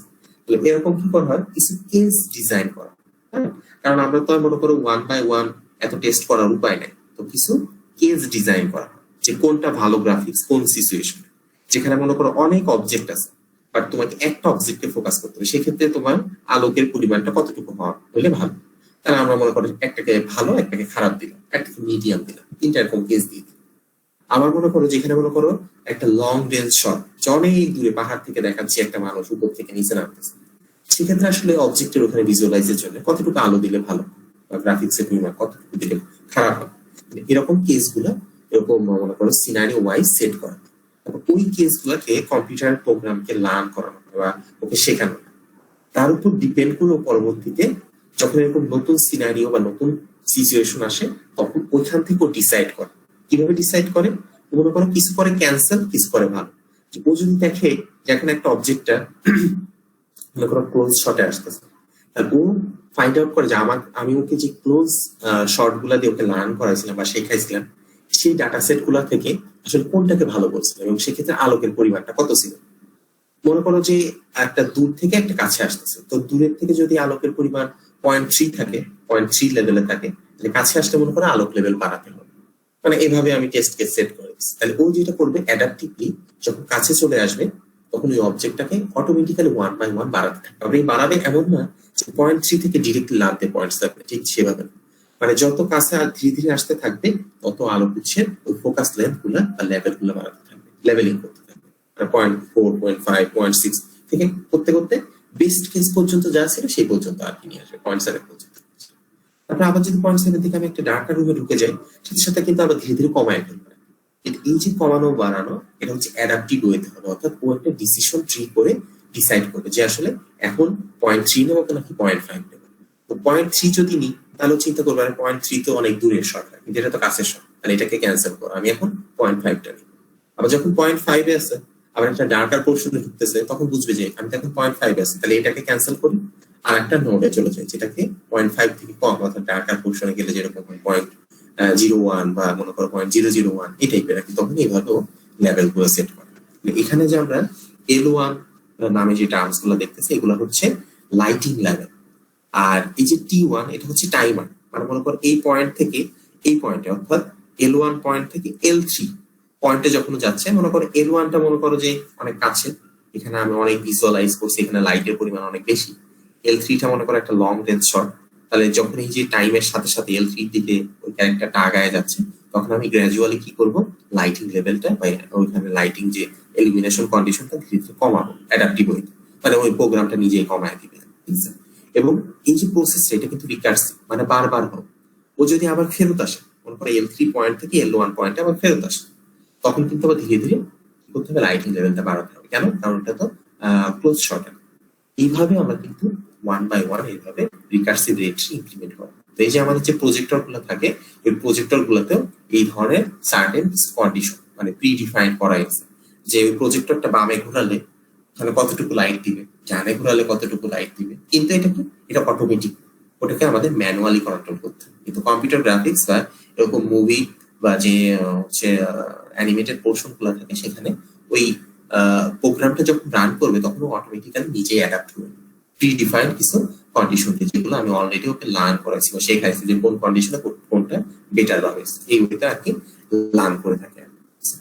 এই টেকনিকটার নাম হচ্ছে রিকার্সিভ রেট ট্রি টেকনিক। এই রিকার্সিভ রেট ট্রি টেকনিক নিয়ে আরো বেশ কিছু সংখ্যক স্লাইড তোমরা সামনে পাবা, যে কথাগুলো বললাম আর কি, এগুলো পড়লে বুঝতে পারবা। এবার আমরা একটা দেখি, যে মনে করো এটা হচ্ছে একটা টেস্ট সিন। আমি যদি তাকাই বা তুমি যদি তাকাই প্রথমে কিন্তু বুঝতে পারবো না যে এখানে আসলে কি আছে। মনে হচ্ছে এখানে একটা সামথিং একটা কালারের একটা অবজেক্ট আছে, হতে পারে সেটা একটা মিরর হতে পারে, মানে মিররের মতো হয়তো বা শেপটা আছে। এখানে যেটা আছে এটা কিন্তু আমি অ্যাকচুয়ালি বুঝতে পারছি, মানে একটা মনে হচ্ছে গোলাকার সামথিং টাইপের কিছু একটা শেপের উপর বসানো আছে। তার মানে এখানে হচ্ছে আলোক লেভেল বা মনে করো এই যে লাইটের যে লেভেলটা সব থেকে কম, মনে করো এটাকে আমরা ধরলাম 0.1 লেভেল। মনে করি এর থেকে আমি একটু বেশি আমি রেন্ডারিং গ্রাফিক্স দিতে চাই, আমাকে কি করা হলো যে সামনে যে এই যে মিররটা ছিল, এখন দেখো মিররের উপরে আমি ফোকাস করলাম। মিররের উপর যখন ফোকাস করলাম ও তো ডেফিনেটলি রিফ্লেক্ট করবে। তো সামনে দেখো এখানে যে টিপটটা ছিল সেই টিপটটাকেও রিফ্লেক্ট করতেছে, কিন্তু এখানে টিপটের একটা আউটলাইন বা মনে করো যে সেটার যে ক্রিয়েচারটা ওই অবজেক্টটার একটা আউটলাইন মতো দেখতে পাচ্ছি, বাট ওই এটাকে এখানে আমি যেভাবে যে টিপট দেখতে পাচ্ছি সেই টিপটটা কিন্তু এখানে ভিজুয়ালাইজ হচ্ছে না। ঠিক আছে, তাহলে এটাকে ভিজুয়ালাইজ করতে গেলে আমাকে আবার কি করতে হবে, ওই রিফ্লেকশন মানে এ তো নিজে রিফ্লেক্ট করে, আর রিফ্লেকশনের উপর আবার আলোক লেভেল বাড়াইতে হবে, মানে থার্ড লেভেলে যাইতে হবে। তো থার্ড লেভেলে যখন যাব তখন দেখো আবার এই যে এখানে যে যে পোর্শনটা দেখা যাচ্ছিল না সেটা আবার দেখা যাবে। খেয়াল করো এই থার্ড পিকচারে যে রিফ্লেক্টেড টিপটটা দেখা যাচ্ছে তার দেখো এই যে একটা পোর্শন, এই পোর্শনটা কিন্তু আবার আলো পড়ে না, মানে ওই পোর্শনও কিন্তু আবার রিফ্লেক্ট করতে পারে। কেন? কারণ তার সামনে তো আবার অ্যাকচুয়াল টিপটটা আছে, মানে মানে যে অ্যাকচুয়াল টিপট সে একবার মিররের মাঝে রিফ্লেক্ট হচ্ছে, ওই মিররের মাঝের টিপটটা আবার কি করতে পারে, অ্যাকচুয়াল টিপটটাকে রিফ্লেক্ট করতে পারে, তার আবার এই বডিতে আবার কি করতে পারে, রিফ্লেক্ট করে দেখাইতে পারে বা শো করতে পারে।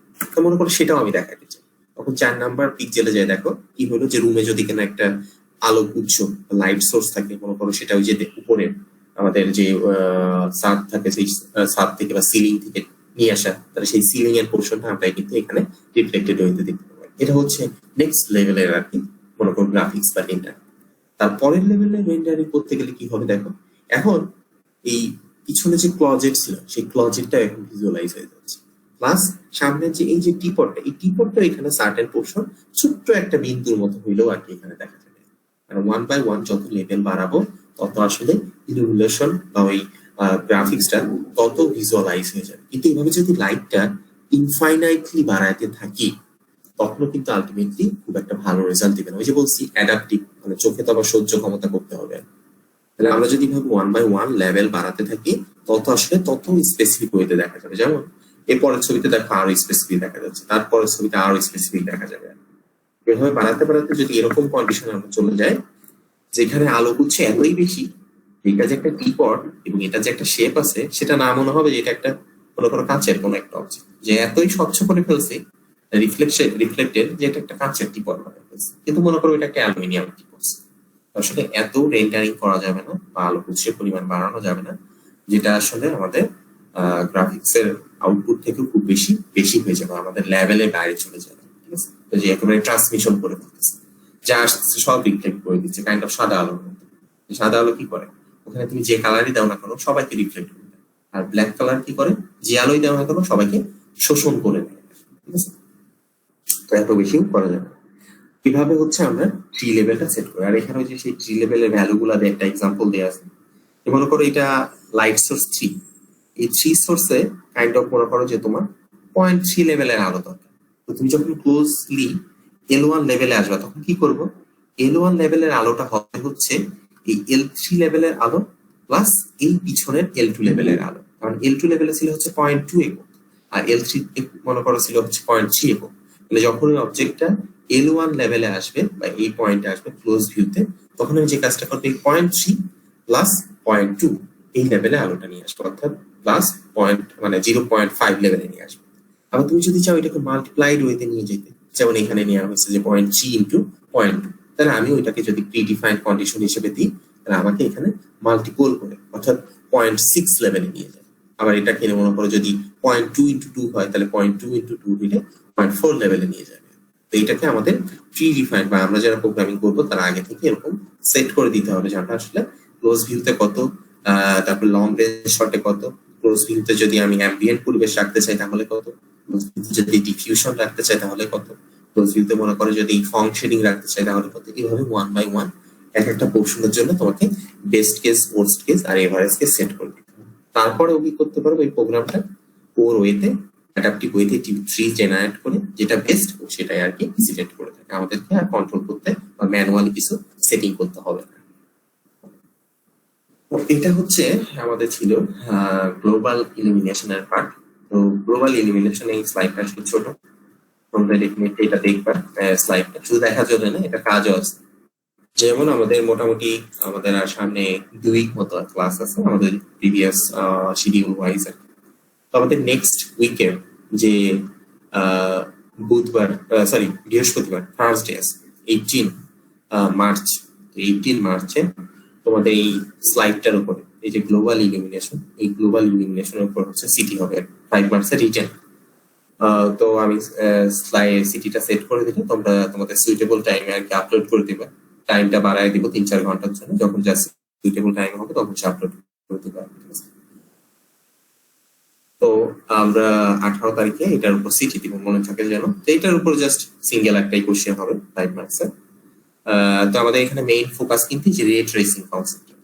আমরা জানি এটা বুঝতেই পারলাম যে এখানে আসলে বাকি জিনিসের অত ইম্পর্টেন্স না থাকলেও রে ট্রেসিংটা আর কি বেশি বেশি ইম্পর্টেন্ট।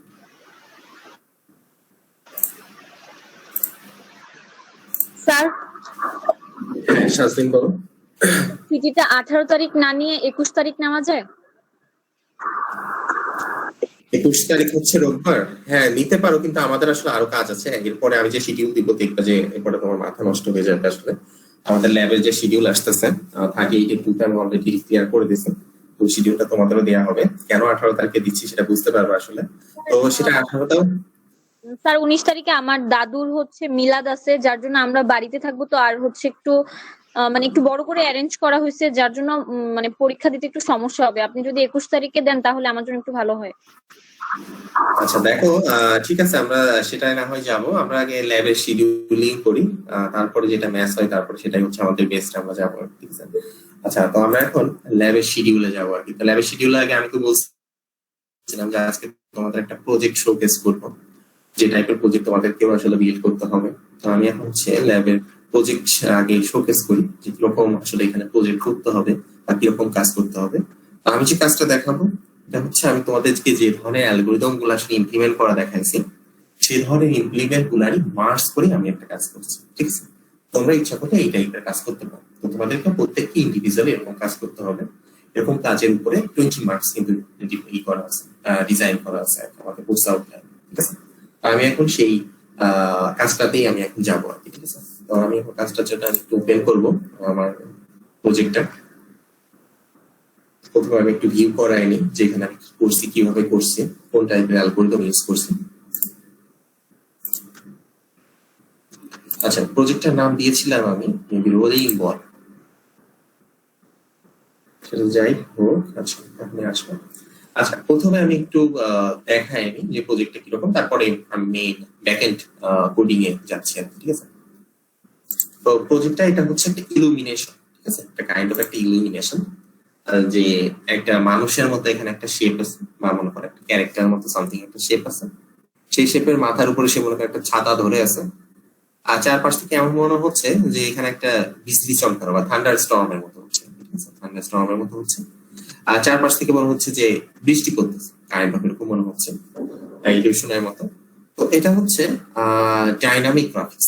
আমি আগেই বলতেছি এটা কিন্তু ডাইনামিক গ্রাফিক্স না। ডাইনামিক গ্রাফিক্স হলে যেটা হয়, ডাইনামিক গ্রাফিক্স হলে মনে করো ওটা আমি যদি ফরওয়ার্ড করি বা সামনে হাঁটাই বা অগ্রসর করি, মুভ করাই, তাহলে কিন্তু পা হাত এগুলার পজিশন গুলো কিন্তু চেঞ্জ হওয়ার কথা। বাট আমি যখন এটাকে মুভ করাবো এই গ্রাফিক্সটাকে কিবোর্ড কন্ট্রোলিং এর মাধ্যমে, তখন দেখবো যে মানে ওর হাত পায়ের পজিশন কখনো চেঞ্জ হচ্ছে না, যা শুধু সামনে আগায় যাচ্ছে, মানে 1 বাই 1 যেভাবে স্টেপ ওয়াইজ আগাচ্ছে সেরকম আগাচ্ছে, অর্থাৎ কোনো কিছু এরকম হচ্ছে না। এটা কিন্তু একটা ডাইনামিক গ্রাফিক্স, একটা স্ট্যাটিক ইলিউশন গ্রাফিক্স। এটাকে কন্ট্রোল করতে গেলে আমরা হচ্ছে আই বাটন দিয়ে, মানে আমি একটা কেস সেট করছিলাম আগে, এটা যে কেস সেট করো সেটা কাজ করবো। তো এভাবে আই কে যখন আমি এভাবে 1 বাই 1 যাবো, তখন দেখো যে কিন্তু ধীরে ধীরে ফরওয়ার্ড হতে থাকবে।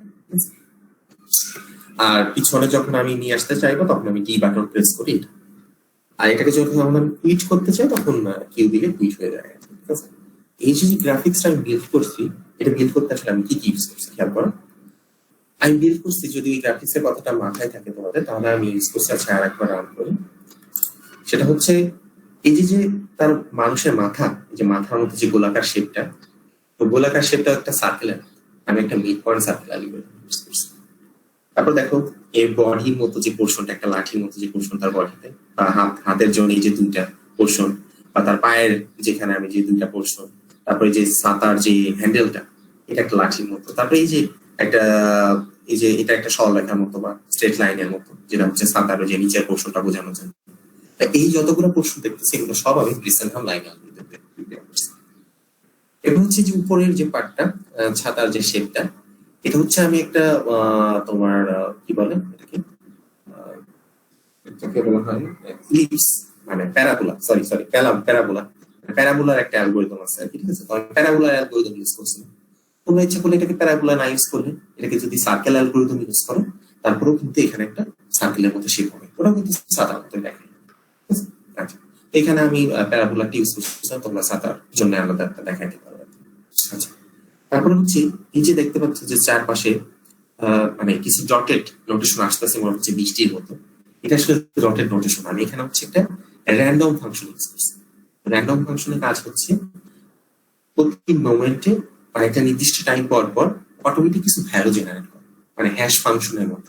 একটা অনেক বড় ভ্যালু, ওই বড় ভ্যালুটাকে একটা আমরা কি বলে প্রাইম নাম্বার দিয়ে ভাগ করি, ভাগ করলে একটা ভাগশেষ ক্রিয়েট হয়। তো এই ভাগশেষটাকে আমি এখানে প্লট করছি, ঠিক আছে? আমি এরকম দুইটা র্যান্ডম ফাংশন নিচ্ছি, দুইটা র্যান্ডম ফাংশন থেকে দুইটা আমার আসছে। আমি এখান থেকে র্যান্ডমলি পয়েন্ট গুলোকে ইনফাইনাইটলি, মানে যতক্ষণ আমি কুইট বাটনে ক্লিক করতেছি ততক্ষণ এখানে 1 বাই 1 এই পয়েন্ট গুলো প্লট হচ্ছে। আমি টাইমার লেনটা খুব কমাই দিচ্ছি, মনে করো 0.01 সেকেন্ড। তো যার কারণে কি হচ্ছে, প্রতি 0.01 সেকেন্ড পর নতুন নতুন একটা পয়েন্টে প্লটিং হচ্ছে, যার কারণে মনে হচ্ছে যে এখানে আসলে বৃষ্টির মতো কিছু, কারণ কিন্তু আসলে এরকম কোনো বৃষ্টি আমি কিছু ক্রিয়েট করি নাই বা এটা কিছু ক্রিয়েট করি, বাট এখানে একটা ইলুমিনেশনের মতো ক্রিয়েট হয়েছে। আর নিচে দেখো যেটা কেমন হচ্ছে থান্ডার স্টর্মের মতো হঠাৎ হঠাৎ কালার চেঞ্জ করতেছে।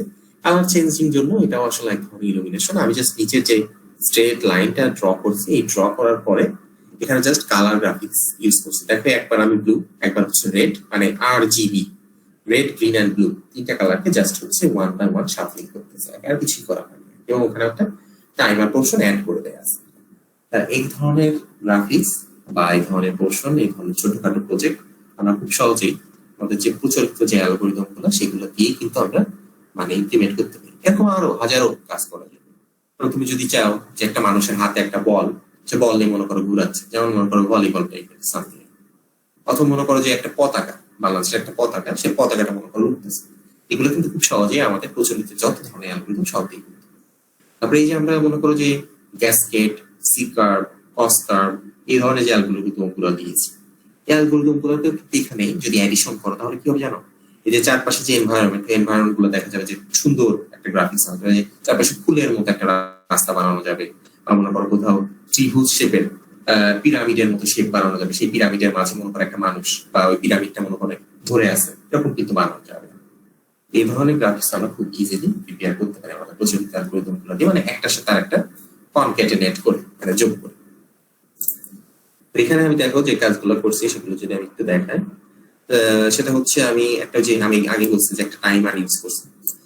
তো টাইমার আমি 0 থেকে শুরু করছি 18 পর্যন্ত, মানে প্রতি সেকেন্ডে 18 ভাগে ভাগ করছি, একটা সেকেন্ডকে 18 ভাগে ভাগ করছি, যাতে প্রতি সেকেন্ডে 18টা করে ইউনিট ওখানে জেনারেট করে। এই জন্য আমার মনে হচ্ছে যে একটা ইলিউশন তৈরি হচ্ছে। তারপরে এটা তো সবসময় আমরা ইউজ করি যে কালার গ্রাফিক্সটা, অর্থাৎ আমরা যে কালারটা দিব বা আমাদের যে ওখানে উইন্ডোটা আসছে, এই উইন্ডোটার যে সাইজটা থাকবে, এই সাইজটার জন্য আমরা কিন্তু যে ইউনিট ফাংশন ইউজ করি, সেটা আমরা সবসময়। তারপরে যে পয়েন্টস গুলা, ওই পয়েন্টস গুলাকে যে আমি প্লট করতেছি, প্রতিটা পয়েন্ট গুলাকে প্লট করার জন্য আমাদের GL পয়েন্টস আমি ফাংশনটা ইউজ করছি, এবং এক্স আর ওয়াই, ওই যে বললাম র্যান্ডম ফাংশন থেকে এক্স আর ওয়াই জেনারেট করবো, এক্স আর ওয়াইটা আমরা এখানে জাস্ট প্লট করছি। তারপর আমরা যে আমব্রেলাটা প্রিপেয়ার করছি হচ্ছে তোমার ওই যে বললাম যে আমাদের ইলিপসের অ্যালগরিদম। ইচ্ছা করলে তুমি এখানে সার্কেল, মানে mid point circle algorithm use করলেও এটা চলবে। তো আমরা যদি mid point circle algorithm use করি তাহলে ওখানে একটা আমব্রেলা শেপের ডিজাইন প্রিপেয়ার হবে। তারপরে যে মানুষের বডি, তোমার যে লাইন গুলো ছিল, মানুষের বডি লাইন গুলো, যে এই লাইন গুলো হাতের, পায়ের, তারপরে যে এটার যে ছাতার যে পোর্শনটা বা উপরের পোর্শনটা, সবগুলো কিন্তু আমরা যে লাইন অ্যালগরিদম গুলো শিখছি, সেই লাইন অ্যালগরিদম গুলো দিয়ে কিন্তু খুব সহজে এখানে ইমপ্লিমেন্ট করা যায়। অর্থাৎ ইচ্ছা করলে তুমি ব্রেসানহম লাইন ইউজ করতে পারো, আবার DDA অ্যালগরিদম ইউজ করলেও এটা লাইন গুলো ক্রিয়েট হয়ে যাবে। আর এখানে এই যে দেখতেছো আমি ভ্যালু গুলা সেট করছি, কোন ভার্টিসের সাথে কোন ভার্টিসেস অ্যাড হবে। এগুলো হচ্ছে এক্সপেরিমেন্টাল ভ্যালু, যা আমি যখন মনে করো একটা ছাতার মতো কানেক্ট করতে চাচ্ছি, যে মনে করো আমি একটা ছাতা প্রিপেয়ার করলাম, ওকে ফাইন, সেই ছাত্র যদি এই মানুষের হাতে থাকে, এটা আমি কিভাবে বুঝবো? এটা আমাকে এমন ভাবে সেট করতে হবে যাতে এই মানুষের হাতের লাস্ট যে বিন্দুটা, বা লাস্ট যে পয়েন্টটা, সেই পয়েন্টটার শেষ বিন্দুটাই যেন হয় আমার ছাতার এই যে লাঠিটার স্টার্টিং পয়েন্ট। তো আমি এভাবে ক্যালকুলেট করে আমি সেট করছি। তো এইভাবে খুব সহজেই আর কি ওই খাতা কলমে বা ম্যাথমেটিক্যালি মানে মনে হিসাব করলেও কিন্তু ক্যালকুলেশন গুলো করা যায়, সেই হিসেবে ভ্যালু গুলোকে সেট করছি আর কি। দেন এই যে সার্কেলটা বানাইছি, ওই যে মানুষের হেডটা বানাইতে কি হয়েছে, পয়েন্ট সার্কেল অ্যালগরিদম ইমপ্লিমেন্ট করা লাগছে। ওইটা তো 360 ডিগ্রি, 360 ডিগ্রি, এই কারণে আমাকে 8টা সিমেট্রিক পয়েন্ট, ওই যে আমরা যে 8টা সিমেট্রিক পয়েন্ট দিতাম, সেই 8টা সিমেট্রিক পয়েন্ট দিতাম। তারপরে যে সার্কেলটা বানানোর জন্য এখানে মিড পয়েন্ট সার্কেল অ্যালগরিদম লেখা আছে। তারপরে যে রেইন ক্রিয়েট করতেছে বা বৃষ্টির মতো যে ইলিউশন ক্রিয়েট করছে, যে বলছিলাম যে অলরেডি ক্রিয়েট করার জন্য দেখো দুইটা র্যান্ডম ফাংশন ইউজ করছে, যে প্রত্যেকবার র্যান্ডমলি এক একটা ইন্টিজার ভ্যালু আসবে, এটা র্যান্ডম ওয়েতে আসে, তুমি জানতে পারবা না। ওই র্যান্ডমলি ভ্যালুটাকে 500 দ্বারা মাল্টিপ্লাই হওয়ার পর কি করতেছে দেখো, একটা বড় প্রাইম নাম্বার দ্বারা কি করতেছে, মডুলাস করতেছে, নিচেও একটা প্রাইম নাম্বার দিয়ে মডুলাস করতেছে। এভাবে করলে কি হবে, প্রতি মোমেন্টে এক্স এন্ড ওয়াই বরাবর দুইটা করে বিন্দু আসবে, কোঅর্ডিনেট আসবে। ওই দুইটা কোঅর্ডিনেটকে প্লট করলে আমার একটা, যদি টাইমার সাথে করা যায়, ওখানে রেইনের মতো একটা পরিবেশ ক্রিয়েট হচ্ছে। এইভাবে কিন্তু আমার কাজগুলো করা। আর এটা ওই যে আমি 3টা কেস সেট করা আছে, যখন কেস কিউ মানে কিউ বাটনে প্রেস করব তখন ওইটাকে স্টপ হয়ে যাবে, যখন আই ফরওয়ার্ড দিব তখন দেখো তার প্রিভিয়াস অবস্থান থেকে 0.01 একক সামনে ফরওয়ার্ড হবে। আমি এভাবে এক্স ওয়াই জেড 3টা অক্ষে কিছু কিছু পোর্শন করে বাড়ায় দিয়েছি, যাতে সে সামনে সামনে এগিয়ে যায়, অর্থাৎ এমন যাতে না হয় যে তার পা আগায় যাচ্ছে, মাথাটা মনে করে বসে যাচ্ছে, এটা যাতে না। এই জন্য এক্স ওয়াই জেড 3টা অক্ষে মানে এখানে ইমপ্লিমেন্ট করা আছে কি কিছু। আর ডি হচ্ছে পিছনে, অর্থাৎ আইটা হচ্ছে ফরওয়ার্ডের জন্য, ডিটা হচ্ছে ব্যাকওয়ার্ডের জন্য। আর এটা তো আমাদের মেইন ফাংশন যা লাগে তাই, মেইন ফাংশন আমাদের আগের মতো জাস্ট একটা হচ্ছে একটা টাইমার, জিরো থেকে স্টার্ট করা, বাকিটা আর কি অটোমেটিক। এখন তোমরা তোমাদের মতো করে যে কোনো ধরনের গ্রাফিক্স বানাইতে পারো, স্ট্যাক বানাইতে পারো, যদি ডাইনামিক পারো ডাইনামিক, বা ডাইনামিকের কোনো অ্যালগরিদম আমরা দেখাই না। তো আমি সাজেস্ট করবো যে শুধু ডাইনামিক, যদি না করার প্রয়োজন নেই, যদি করো তাহলে ওয়েলকাম, বাট না করলেও আমাদের কোনো মানে প্রবলেম নাই।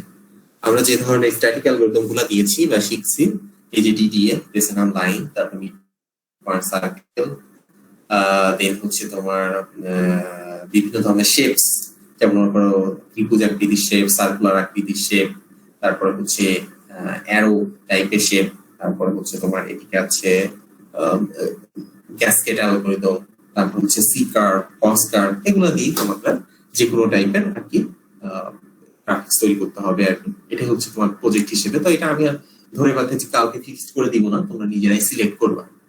এটা তো সিলেক্ট করলাম, করার পরে এটা ইমপ্লিমেন্ট করলাম, মনে করো ইমপ্লিমেন্ট করার পরে এটা কি করতে হবে সেটা হচ্ছে মনোযোগ দিয়ে শুনতে হবে। তো করতে হবে সেটা হচ্ছে আমাদের যে লাস্ট ল্যাবটা হবে, মনে করো, আচ্ছা এটা আমি 38 টুলটা দেখাচ্ছি আর কি, কারণ ওদেরটা একটু দেখাইছিলাম এই কারণে। তো আমি তোমাদের সাথে একটা ফোল্ডার শেয়ার করবো, ফোল্ডারটার নাম হবে হচ্ছে প্রজেক্ট ফোল্ডার। তো প্রজেক্ট ফোল্ডারের মাঝে আমরা যখন এন্ট্রি করব, তখন তোমাদের প্রত্যেকটা যারা স্টুডেন্ট আছে, প্রত্যেকটি স্টুডেন্টের মনে করো তোমাদের যে আইডি আছে, ওই আইডি দিয়ে তোমরা এক একটা এখানে ফোল্ডার ক্রিয়েট করো। যেমন এখানে একটা ফোল্ডার ক্রিয়েট করা আছে, আমি স্যাম্পল হিসেবে ক্রিয়েট করে রাখছি। তাহলে তোমার যে আইডি, তোমার ফুল আইডিতে এখানে একটা ফোল্ডার ক্রিয়েট, ফোল্ডারের নেমটা যেন শুধুমাত্র আইডি হয়, অন্য কিছু যাতে না। তারপর আইডিতে ফোল্ডার ক্রিয়েট করার পরে এই ফোল্ডারে আপলোড করবো হচ্ছে তোমার ওই প্রজেক্ট ফাইলটা, অর্থাৎ এই যে সি প্লাস প্লাস এই যে কোডটা করছি, এটার সি প্লাস প্লাস যে ফাইলটা থাকে, ওই সি প্লাস প্লাস ফাইলটা তুমি এখানে আপলোড করো। এটা হচ্ছে 1 নাম্বার কাজ। মানে এই ফোল্ডারে থাকবে তোমার সি প্লাস প্লাস ফাইল, এটা একটা থাকবে, আরো 2টা ফাইল থাকবে। এখন সেই 2টা ফাইলে আমি হচ্ছে দেখাবো কি কি থাকবে এবং কি কি সেখানে রিকোয়ারমেন্ট।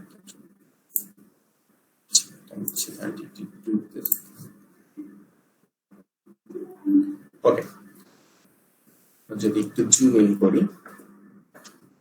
দেখো আমাদের এখানে একটা ইনস্ট্রাকশন দেওয়া আছে যে make a folder of your own using your full student ID and upload project report in PDF format. তার মানে এটার একটা রিপোর্ট আমাদের জেনারেট করে ওখানে আপলোড করতে হবে। তাহলে রিপোর্টে কি থাকবে সেটা এখানে দেখো স্পেসিফিক করে দিলেন। রিপোর্টের রিকোয়ারমেন্ট হচ্ছে প্রথমে তো সবাই একটা কভার পেজ দেয়, কভার পেজ দিবে। কভার পেজে তোমার একটা প্রজেক্টের টাইটেল সেট করতে পারো। যেমন মনে করো আমি যে কাজটা করছিলাম, যদি আমার এটার নাম হয় রোলিং বল বা সামথিং একটা, তাহলে আমি মনে করো দিতে পারি যে blue project on rolling ball type, হ্যাঁ, এরকম কাইন্ড অফ একটা প্রজেক্ট টাইটেল সিলেক্ট। আর তোমরা তোমাদের নেম, তোমাদের আইডি, তারপর তোমাদের যে কোর্সের মনে করো কোর্স কোড, কোর্স নেম, এই ধরনের যে ইনফরমেশন আর কি কভার পেজে দেওয়া হয় সেই কভার পেজে সেটা। এরপর হচ্ছে একটা ইন্ট্রোডাকশন, 5 থেকে 7 লাইনের একটা ইন্ট্রোডাকশন লিখবা, মানে ইচ্ছা করে টাইপও করতে পারো, এটা অবশ্যই টাইপ করলেই মনে হয় আমার কাছে সুইটেবল আর কি। তো টাইপ করবা আর কি 5 থেকে 7 লাইনে, যে ওখানে যে কাজটা করতেছো সেই কাজটা আসলে কি, বা প্রবলেম স্টেটমেন্ট এখানে বলতে পারি। এরপর হচ্ছে একটা শর্ট ডেসক্রিপশন দিবা তোমার প্রজেক্ট, যে তোমার এখানে কি কি অ্যালগরিদম ইউজ করা, যেমন দেখো আমার এই কাজটাতে টোটাল 6 অ্যালগরিদম ইউজ হয়। আমার ইউজ হচ্ছে মিড পয়েন্ট সার্কেল অ্যালগরিদম, তাহলে আমি মিড পয়েন্ট সার্কেল অ্যালগরিদমে একটা ডেসক্রিপশন দিলাম শর্ট। তারপর ইউজ হচ্ছে বেসেনহাম লাইন অ্যালগরিদম, তাহলে ওইটা একটা শর্ট ডেসক্রিপশন দিলাম। তারপর ইউজ হচ্ছে ইলিপস অ্যালগরিদম, আমি ইলিপস ইউজ করছি, তাহলে আমি ইলিপসেরটা দিব আর কি। তুমি যদি না ইউজ করে দিবা না, তুমি যেটা যেটা দিবে সেটা দিবে। তারপর ইউজ করছি হচ্ছে একটা র্যান্ডম ফাংশন ইউজ করছি, তাহলে র্যান্ডম ফাংশন নিয়ে কিছু কথা বললাম, এরকম আর কি। আমি যা যা ইউজ করছি তার একটা শর্ট ডেসক্রিপশন 1-1.5 পেজের মাঝে কমপ্লিট।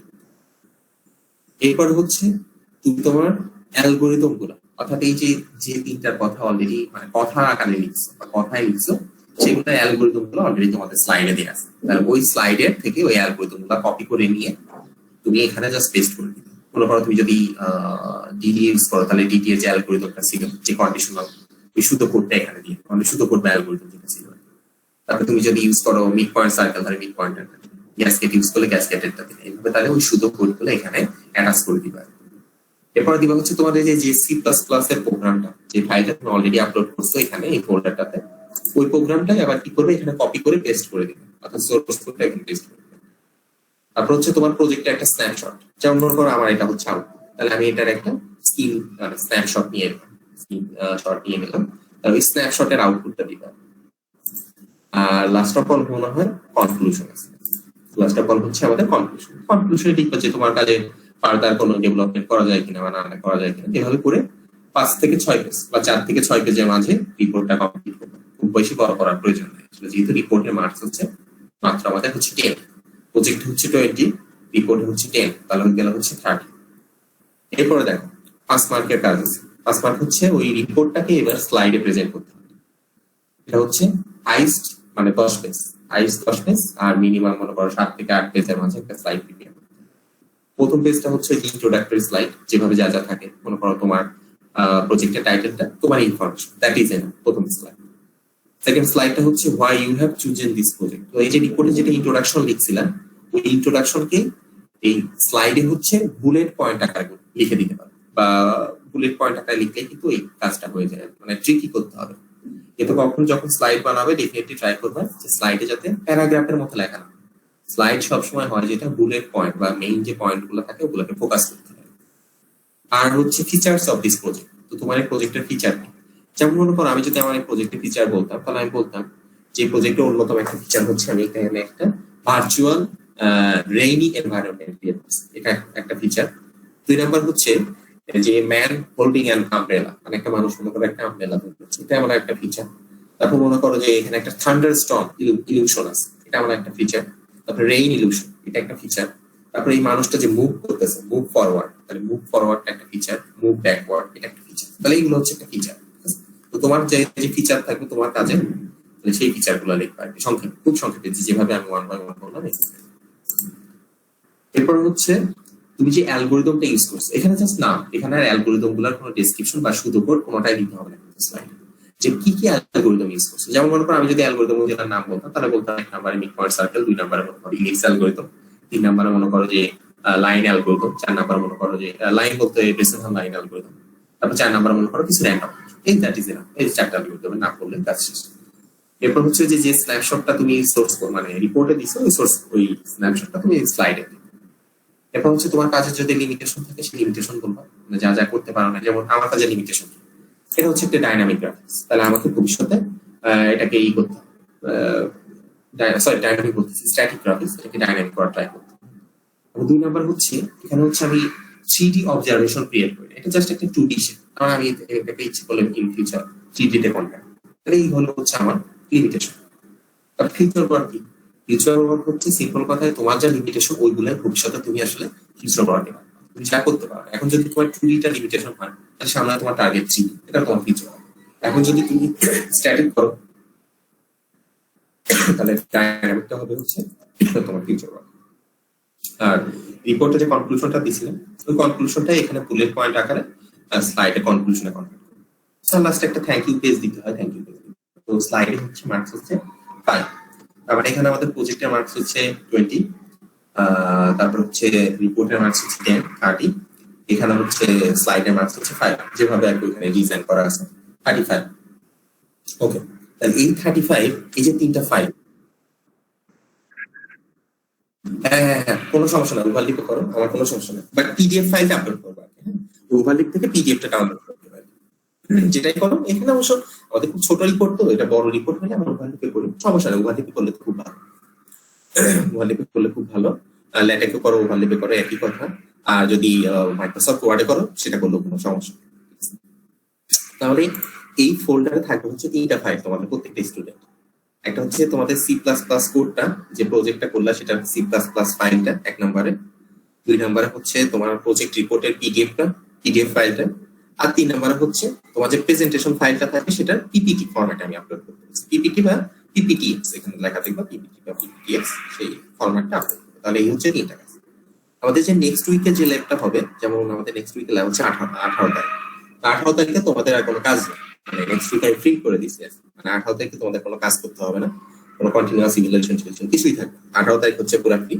আর হচ্ছে লাস্ট উইকে যে এটা হচ্ছে ইভ্যালুয়েশন করবে, তার মানে এটা ডেট হবে হচ্ছে 22 তারিখ পর্যন্ত, মানডে 22 তারিখ পর্যন্ত হচ্ছে এইখানে এই ফোল্ডারে 22 তারিখ রাত পর্যন্ত হচ্ছে এই ফোল্ডারে আপলোড করার টাইম।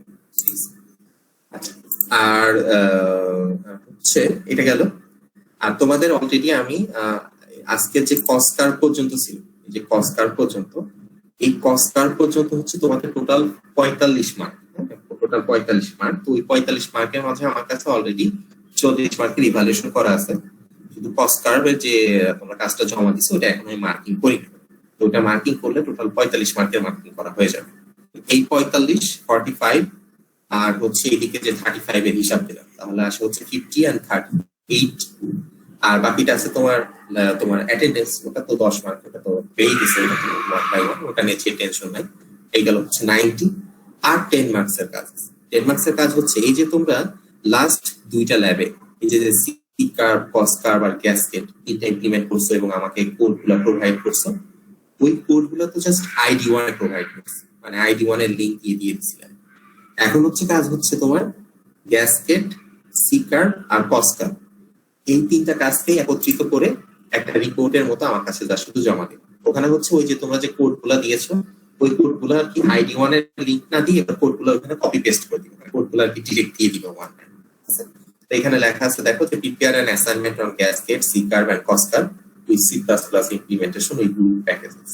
তার মানে ওই 3টা কোড ডিরেক্ট কপি করে পেস্ট করে দিবে অলরেডি যেটা তোমাদের কাছে আছে, আর এই প্রত্যেকটার একটা শর্ট ডেসক্রিপশন দিবে, অর্থাৎ এটা তোমরা স্লাইড থেকে লিখবে। গ্যাসকেটের একটা শর্ট, সি কার্ভের জন্য একটা শর্ট, স্লাইড না তো বই থেকে, এটা বই থেকে দেখাইছে, বই থেকে লিখবে গ্যাসকেট, সি কার্ভ আর কস কার্ভ। এটা লিখে এই পিডিএফ ফাইলটা আর একটা যে লিংক দিব, আর একটা লিংক দিব এরকম এটাকে জমা দেওয়ার জন্য, সেই লিংকে জাস্ট আপলোড করবে, ঠিক আছে? তো ওটাই আর কি ল্যাব অ্যাসাইনমেন্ট হিসেবে কাউন্ট করে দেবো, এক্সট্রা আর কিছু এখানে আমি কাউন্ট করি নাই বা দিব না। তো এই হচ্ছে আমাদের টোটাল 100 মার্কসের ল্যাবের ইভালুয়েশন, ঠিক আছে? স্যার লাস্ট ল্যাব অ্যাসাইনমেন্টের ডেডলাইন কবে? ও লাস্ট ল্যাব অ্যাসাইনমেন্ট ওটারও ডেডলাইন 22 তারিখ, ঠিক আছে? মানে আমরা যে তোমাদের যে কাজটা দিলাম ওটা সব 22 তারিখ, মানে 18 তারিখে কোনো ডেডলাইন, আর নেক্সট উইকে কোনো ডেডলাইন, ঠিক আছে? নেক্সট উইকে আমরা শুধু সিটিটা দিতে চাই, কারণ ঠিক আছে নেক্সট উইকে আমরা সিটিটা দিলে মনে হয় ভালো হয়, বাট এর পরে আমাদের আর কোনো ডেডলাইন, ইচ্ছা করলে তোমরা সিটিটা যদি ফ্রাইডে স্যাটারডে দিতে চাও আমার সমস্যা নাই, আমি তো সেভ করে দিব আর কি, তোমরা জাস্ট যখন খুশি আপলোড করে দিবে। তাহলে আমাদের পরীক্ষা ফাইনাল পরীক্ষা কি তার টাইম মতোই হবে? এটা আসলে আমিও জানি না, বা মনে করো আমাদের কোনো ডিসিশন জানায় নাই ইউটি। এখন ইউজিসি নোটিশটা আসার পরে তোমার যে ট্রাস্টি বোর্ডের মিটিংটা হয়, ওই মিটিংটা এখনো হয় নাই। আমি যতদূর শুনছিলাম যে আজকেই হওয়ার কথা, আজকে তো বৃহস্পতিবার, এখন হয়েছে কিনা সেটাও আমাদের জানায় নাই। তো সবাই বা সব ডিপার্টমেন্টের হেড বা ডিন স্যাররা চায় যে এক্সাম টাইমই হোক। এখন বাকি সবকিছু নির্ভর করতেছে ট্রাস্টি বোর্ডের মিটিং এ, তো আর টিচাররা থাকে না, মনে করো ডিন স্যার থাকে, মাঝে মাঝে হেড ডিপার্টমেন্ট হেডরা থাকে, আর হচ্ছে যে ট্রাস্টি বোর্ডের সদস্য ডিসি স্যার বা শফিক সিদ্দিক স্যার যারা আছে তারা থাকে। তো তারা বসে আসলে দিছে, আমার অ্যাসাইনমেন্ট বাকি নাই, অ্যাসাইনমেন্ট আমি পেয়ে গেছি আর কি, তোমাদের ওটা ওটা ওখান থেকে ইভালুয়েট হয়ে গেছে। এখন শুধুমাত্র তোমার থিওরিতে শুধুমাত্র ফাইনাল এক্সামটা বাকি আছে আর কি, ঠিক আছে, আর এই একটা সিটি বাকি আছে আর কি, ঠিক আছে, এই একটা সিটি আর ফাইনাল এক্সাম, তাছাড়া বাকি সব কাজ কিছুই আমার কাছে আছে। আচ্ছা, তো এখানে হচ্ছে আমরা শেষ করি। পরবর্তী দিন রোববারে আমরা হচ্ছে লোকালি তোমাদের কাছ থেকে কিছু চয়েস নেয় যে তোমরা কোন ফিল্ডে কাজ করতে চাও। তো এই চয়েস নেওয়ার ব্যাপারটা হচ্ছে তোমাদের কাছ থেকে একটা প্রিলিমিনারি একটা আইডিয়া, ওই আইডিয়াটা নিয়ে রিজন হচ্ছে যখন আর কি তোমাদের গ্রুপ গুলাকে 1 by 1 অ্যাসাইন করে, সিনিয়রিটি থেকে মানে জুনিয়র এভাবে অ্যাসাইন করে, তখন দেখা যায় কোন টিচার বা কোন স্যারের সাথে কোন ফিল্ডটা ম্যাচ করে। তো তোমার প্রথম যে চয়েসটা, ফর এক্সাম্পল তোমার প্রথম চয়েস মনে করো ভার্চুয়াল রিয়েলিটি, মনে করো আমি একটা নাম দিলাম, মনে করো যে কোনো টিচার মনে করো বা কোনো সিনিয়র টিচার মনে করো ভার্চুয়াল রিয়েলিটি নিয়ে কাজ করে, যেটা হবে সেটা হচ্ছে প্রথম চয়েস অনুসারে তোমাকে ওই স্যারের কাছে দিবে বা ওই স্যারের কাছে, যেহেতু উনি এইটা নিয়ে ইন্টারেস্টেড।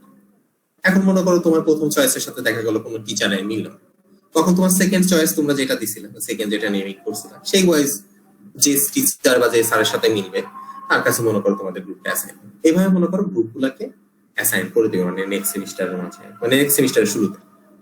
আর তোমাদের সেমিস্টারের শুরুতে হচ্ছে একটা ক্লাস হয়, এই ক্যাপস্টারের উপর মনে হয় কি এডিটেরই মনে হয় ক্লাস হয়। তো ওটা হচ্ছে বেসিক্যালি ক্লাসগুলো নেয় ফিরোজ মিতা স্যার অথবা মনে করো সিনিয়র যে টিচার আছে মিলন বিশ্বাস স্যার বা সুমন শাহ স্যার, এরকম নেয়। আগে নূর স্যারও নিতে, এখন তো নূর স্যার নাই, এরা নেয় আর কি, তারা নিবে। তো ওখানে তোমাদের কি শেখাবে হচ্ছে ক্যাপস্টোন মানে হচ্ছে যে শুধু প্রজেক্ট না বা শুধু থিসিস, ক্যাপস্টোন মানে হচ্ছে দুইটারই মিক্সচার। এখানে একই সাথে তোমাকে কাজটাও করতে হয়, আবার ওই কাজের জন্য মনে করো যে রিপোর্টের মতো পেপারের মতো যে পাবলিকেশন টাইপের সেটাও রেডি করতে হয়, ঠিক আছে।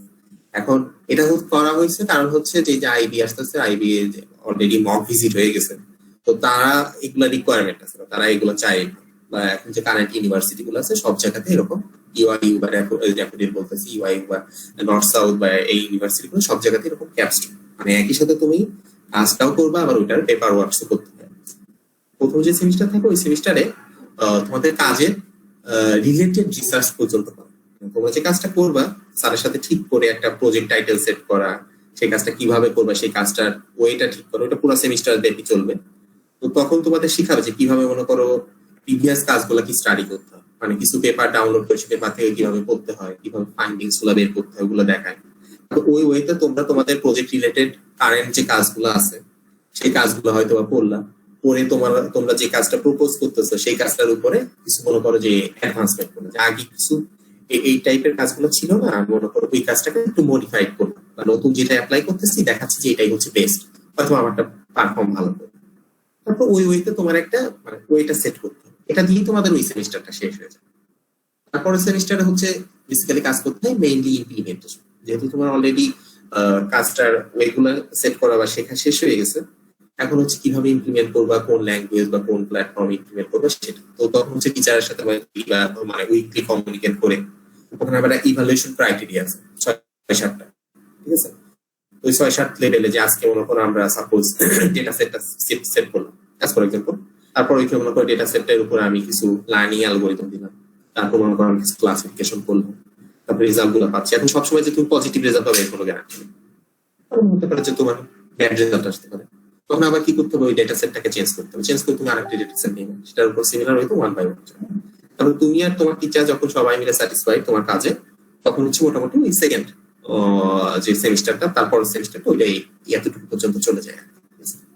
আর প্রথম সেমিস্টার শেষে তোমাদের একটা প্রেজেন্টেশন দিতে হবে, প্রথম সেমিস্টার শেষে, যে তোমরা যে কাজটা করবো তার একটা প্রপোজাল টাইপের, যে আমরা এই কাজটা করতে চাই, আমরা এই টাইপের কাজগুলো স্টাডি করছি, তার থেকে আমরা এই ধরনের কাজটা করতে চাই, ঠিক আছে। ওখানে তোমাদের একটা মার্কিং করে স্যার, কোনো 25 অথবা 30 মার্কের। পরের সেমিস্টারে এরকম 25 থেকে 30 মার্ক। আর লাস্টের যে একদম লাস্ট সেমিস্টারটা থাকে 12তম যে সেমিস্টারটা, ওই 12তম সেমিস্টারে যে তোমরা যে রেজাল্ট গুলা পাইছো, তোমাদের কাজের আউটপুট গুলা পাইছো, ওগুলাকে পেপারে লেখা, তোমাদের রিপোর্টে লেখা, তোমাদের স্লাইড প্রিপারেশন করা, তারপর হচ্ছে তোমাদের কাজের সাথে বাদ বাকি কাজের কম্পেয়ার করা, কম্পেয়ার করে তোমাদের কাজটা যদি স্যারের ভালো লাগে, তোমাদের যদি ভালো লাগে, তাহলে তোমরা ইচ্ছা করলে এটাকে পেপারে পাবলিশ করা যায়, বিভিন্ন কনফারেন্স বা জার্নালে পাঠাইতে পারো। আর যদি ওরকম ভালো লেভেলে না হয়, সবারই হবে এমন কোনো কথা নেই বা গ্যারান্টি নাই, তাহলে সেক্ষেত্রে যতটুকু হয়েছে সেটারই হচ্ছে রিপোর্ট, যেটা আমাদের ফরম্যাটে জেনারেট করতে হয়, সেই রিপোর্ট লেখা, স্লাইড লিখে তোমার টিচারের সাথে কন্ট্যাক্ট করার ফলে ডিফেন্সের ডেট দিবে, তারপর ডিফেন্স ডেট ওয়াইজ আগে যেভাবে প্রেজেন্টেশন হতো এখন সেভাবে প্রেজেন্টেশন। পার্থক্য হচ্ছে আগে একটা শুধুমাত্র স্টুডেন্টদের হয় প্রজেক্ট দেওয়া হতো, তো শুধু প্রজেক্ট করতো, আর যারা থিসিস দেওয়া হতো ওরা আবার থিসিস করতো। এখন হচ্ছে এই দুইটার মিক্সচার, মানে দুইটার একসাথেই করতে হয়। আর দ্বিতীয় কথা হচ্ছে যে ট্রাই করা হয় যে অ্যাটলিস্ট 30% স্টুডেন্ট, মানে এটা হচ্ছে আইবির একটা টার্গেট বা রিকোয়ারমেন্ট, মোটামুটি 30 বা 30% কাছাকাছি স্টুডেন্ট থেকে যাতে আমরা পেপার পাই বা তাদের কাজগুলোকে পাবলিকেশন অবস্থায় নিয়ে যাওয়া যায়, এটা আর একটা টার্গেট। আর দ্বিতীয় কথা হচ্ছে এখানে তোমাদের মার্ক গুলা 3 সেমিস্টার ব্যাপী ভাগ করা। আগে হচ্ছে যে নিয়মটা ছিল বা সিস্টেম ছিল যে যখন কাজটা দেখায় না, তোমার টিচার একসাথে মনে করে 100 মার্কের ইভালুয়েশন করে দিবে, এভাবে। এখন তা না, এখন হচ্ছে 3 সেমিস্টার ব্যাপী ভাগ ভাগ করে মার্ক গুলো করা হয়। মানে তুমি এক সেমিস্টার গেলে তোমার 100 মার্কে 20 থেকে 25 মার্কে জেনে যাওয়া, তুমি 25 মার্কে কত পায় না। পরের সেমিস্টার গেলে দেখবো যে 50 পর্যন্ত কত পায় না সেটা জানো, তারপরে সেমিস্টার বাকি 50, 100, এভাবে হচ্ছে প্রতি সেমিস্টার ওয়াইজ ভাগ করা আর কি। তোমাদের সব থেকে যে পায়োনিয়ার ব্যাচ ছিল 35, যারা হচ্ছে এই ক্যাপস্টোনে আর কি সব থেকে শুরু ব্যাচ, ওদের তো এই যে 16 তারিখে মনে হয় ডিফেন্স শুরু হবে, 16 তারিখ থেকে ওদের ডিফেন্স শুরু হবে। তো ওদের কিন্তু অনেকগুলা গ্রুপ, তোমার অনেকেরই গ্রুপে পেপার পাবলিকেশন হয়ে গেছে, অনেকেরই পেপার পাবলিশ মানে অবস্থায় আছে, অ্যাকসেপ্ট হয়ে আছে, বা কাজগুলো খুব ভালো স্টেজে আছে। ওদের থেকে তোমরা মানে ইন্সপায়ার্ড হইতে পারো যে আসলে এখানে কোনো কঠিন কোনো ব্যাপার নাই।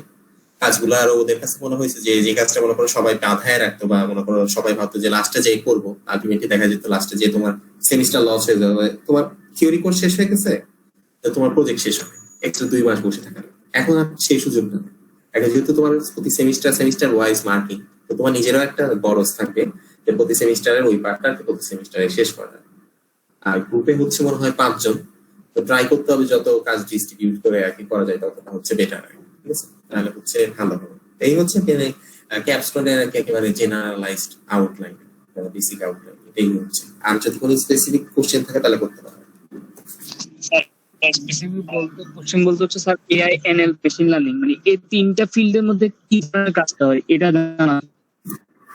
হ্যাঁ, আচ্ছা, এই এআইটা হচ্ছে একেবারে ব্রড কনসেপ্ট। মনে করো আর্টিফিশিয়াল ইন্টেলিজেন্সটা হচ্ছে মনে করো একটা বই, ওই বইয়ের মাঝে মনে করো অনেকগুলো চ্যাপ্টার আছে।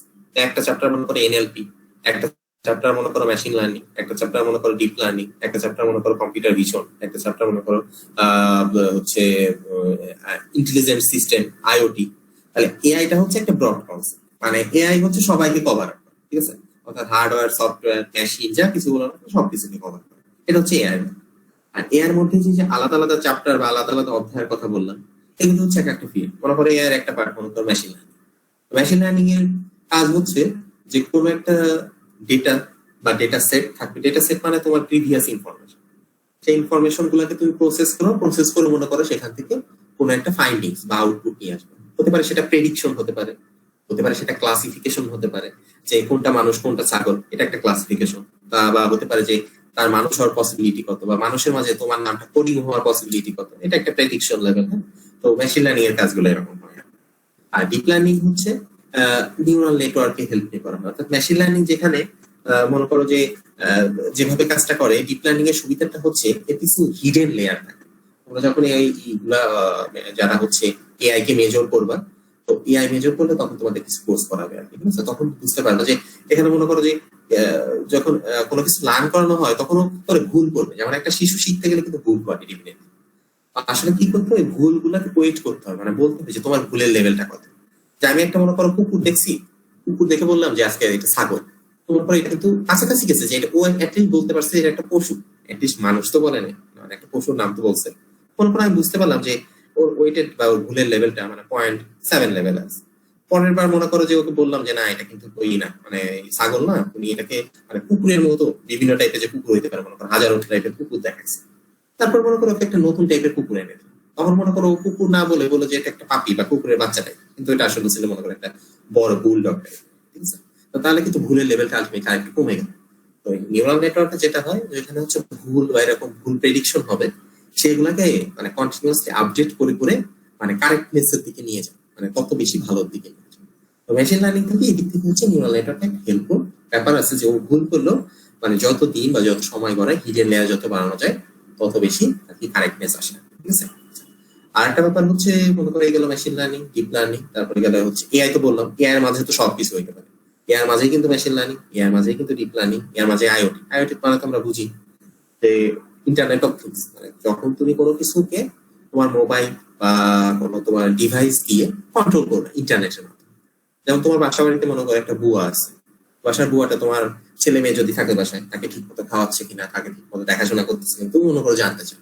তুমি ইচ্ছে করলে মনে করো তুমি অফিসে যেয়ে তোমার বাসায় একটা সিসিটিভি ক্যামেরা আছে, তুমি সিসিটিভি ক্যামেরাটাকে মনে করো কন্ট্রোল করতেছে, এটাও কিন্তু ওয়ান কাইন্ড অফ আইডি। আবার এখন বাসা বাড়িগুলোতে বিভিন্ন ধরনের দেখা যায় ডিভাইস। মনে করো তুমি বাসা বাড়িতে তোমার ফ্রিজটা বা টিভিটা বন্ধ করে আসতে ভুলে গেছো, বন্ধ করে দাও। তোমার ওই ডিভাইস গুলো যদি আইওটি সাপোর্টেড হয়, ইচ্ছা করলে কিন্তু তুমি অফিসে যেও একটা সুইচ চাপার মাধ্যমে মনে করো ওইগুলাকে কন্ট্রোল করে অফ করে দিতে পারো, বা এসি পাওয়ারটা কমা বাড়ায় করে নিতে পারো, ঠিক আছে? আবার বাসা বসে মনিটর করতে পারো যে বাসায় কি আসতেছে না যাচ্ছে, মানে সার্ভেলেন্স টাইপের সিস্টেম। আবার এই যে বিভিন্ন রোবোটিক বা রোবট ফিচার গুলো আছে, এলএফআর লাইন ফলোয়ার রোবট আছে, মনে করো অবজেক্ট ডিটেকশন রোবট আছে, অবজেক্ট অ্যাভয়েডেন্স রোবট আছে, ঠিক আছে? এগুলো কিন্তু কাইন্ড অফ আইওটি প্রজেক্ট, এটাও কিন্তু one kind of AI, artificial intelligence. তারপরে আর কিছু ফিল্ড আছে হচ্ছে তোমার যেগুলো পপুলার বা বিভিন্ন জন করে, যেমন data mining. Data mining data মাইনিংটা কিরকম, যে মনে করো তোমার কাছে কোটি কোটি ডাটা আছে, এখন ডাটাগুলোর আসলে কোনো মানে সম্পর্ক করা নাই, যে কোন ডাটাগুলো তোমার প্রয়োজন আর কোন ডাটাগুলো প্রয়োজন না, সেটা মনে করো তুমি জানো।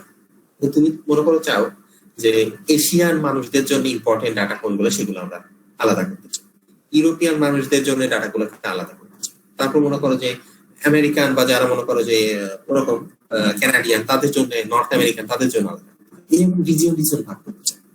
তো তখন যদি হিউজ পরিমাণ ডাটা থাকে, তখন তাদের মাঝে এরকম রিলেশন ফাইন্ড আউট টাইপের প্রজেক্ট গুলাতে কি করতে হয়, এরকম লেভেল সেট করতে হয়, যে এটা হচ্ছে এদের জন্য, এশিয়ানদের জন্য, এটা হচ্ছে এদের জন্য। এই টাইপের কাজগুলোকে বলা হয় ডাটা মাইনিং প্রজেক্ট, ঠিক আছে? ডাটা মাইনিংটাও কিন্তু মেশিন লার্নিং এর মতো, এটাও কিন্তু ওইটার একটা পার্ট। এআইটা সরি মেশিন লার্নিং বলতেছি, এআই এর একটা পার্ট। এআই মানে হচ্ছে ব্রড কনসেপ্ট, এআই মাঝে সব। এআই মানে হচ্ছে তুমি এখান থেকে যে কোনো ফিল্ডে যাবে, আর এআই মাঝে যখন স্পেসিফিক করবা তখন হচ্ছে শুধুমাত্র ওইটা নিয়ে কাজ করতে পারবে। এনএলপিটা হচ্ছে তোমার ন্যাচারাল ল্যাঙ্গুয়েজ প্রসেসিং, মানে এটা হতে পারে বাংলা ল্যাঙ্গুয়েজ, হতে পারে ইংলিশ, হতে পারে উর্দু, হতে পারে আরবি। ইংলিশটা নিয়ে প্রসেস করাটা হচ্ছে সোজা, আর ইংলিশের ওয়াইড বা এনাফ পরিমাণ রিসোর্স আছে। আর বাংলায় এনএলপির কাজ করা, বাংলা এনএলপির কাজ করা হচ্ছে ওয়াইডটা, কারণ বাংলাতে মনে করো যুক্ত বর্ণ আছে, তারপর বিভিন্ন ধরনের তোমার রেপ আছে, কোথাও মাত্রা আছে, কোথাও মাত্রাবিহীন, তারপর ব তিনটা, র তিনটা, হ্যাঁ বিভিন্ন ধরনের আছে, উচ্চারণের রীতি আলাদা। তো এটা কাজ হচ্ছে তোমার টেক্সট বেস কাজ। তুমি চাও যে মনে করো একটা বাংলা নিউজ পেপার প্রথম আলো যে অনলাইন ভার্সন গুলা থাকে, অনলাইন ভার্সনে যে বাংলা লেখাগুলো আছে, তুমি চাও যে ওগুলো রিড আউট, মানে আমি মনে করো যে চোখে দেখি না, আমি মনে করো যে আমি শুধু মুখে বলছি যে আমাকে আজকে প্রথম আলো নিউজ পেপারে হেডলাইনটা বা মেইন প্রথম পেজে যে হেডলাইন আছে ওগুলো একটু পড়ে শোনাও, রিড আউট করে শোনাও। তো তোমার মনে করো এরকম একটা ফিচার আছে যে মনে করো এরকম পড়ে শোনাই দিলাম। তো এই যে বাংলা লেখাগুলো পড়ে তোমাকে শোনাচ্ছে, কিভাবে শোনাচ্ছে, ডেফিনেটলি ওকে তাকে বুঝতে হয়েছে যে এটা হচ্ছে আমার আজকে এই ঘটনাটা ঘটছে, মানে এটা তো বুঝতে হয়েছে। মানে তোমাকে একটা আবার ওই সেম ক্যাটাগরিতে ডাটা সেট প্রিপেয়ার করে হয়তো তুমি তাকে লার্ন করাইছো, বাট ওই লার্নিংটা কিন্তু এখন আর মানে নর্মাল ইন্টিজার বা ক্লাসিক্যাল কোনো ভ্যালু, এই ভ্যালু গুলো হচ্ছে তোমার এখন স্ট্রিং টাইপের বা সিম্পল কথা টেক্সট টাইপের। যখন এরকম টেক্সট বেস কাজ করানো হয় তখন সেটাকে বলা হয় হচ্ছে এনএলপি। এখন যে ল্যাঙ্গুয়েজে করবা সেই ল্যাঙ্গুয়েজের জন্য এনএলপি হবে। এই হচ্ছে মানে মোটামুটি আর কি এইগুলা রিলেটেড আর কি বেসিক আইডিয়া।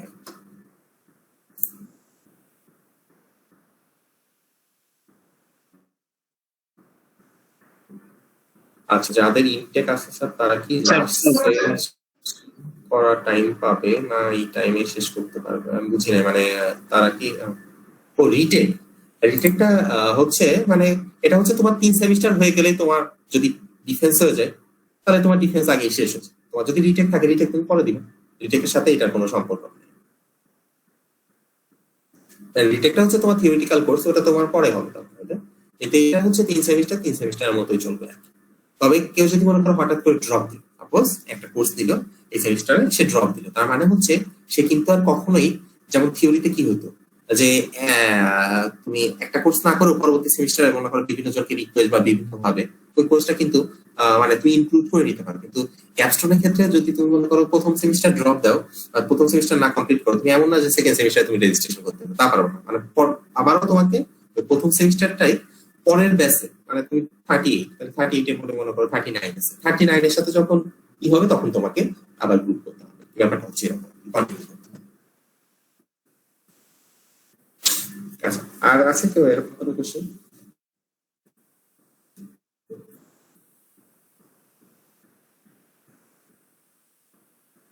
না, ডিফেন্সে কোনো প্রবলেম হবে না সেক্ষেত্রে।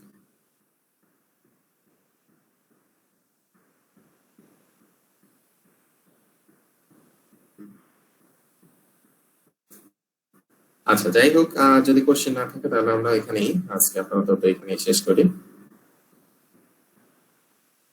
আমরা আবার পরবর্তী তারিখে বসবো।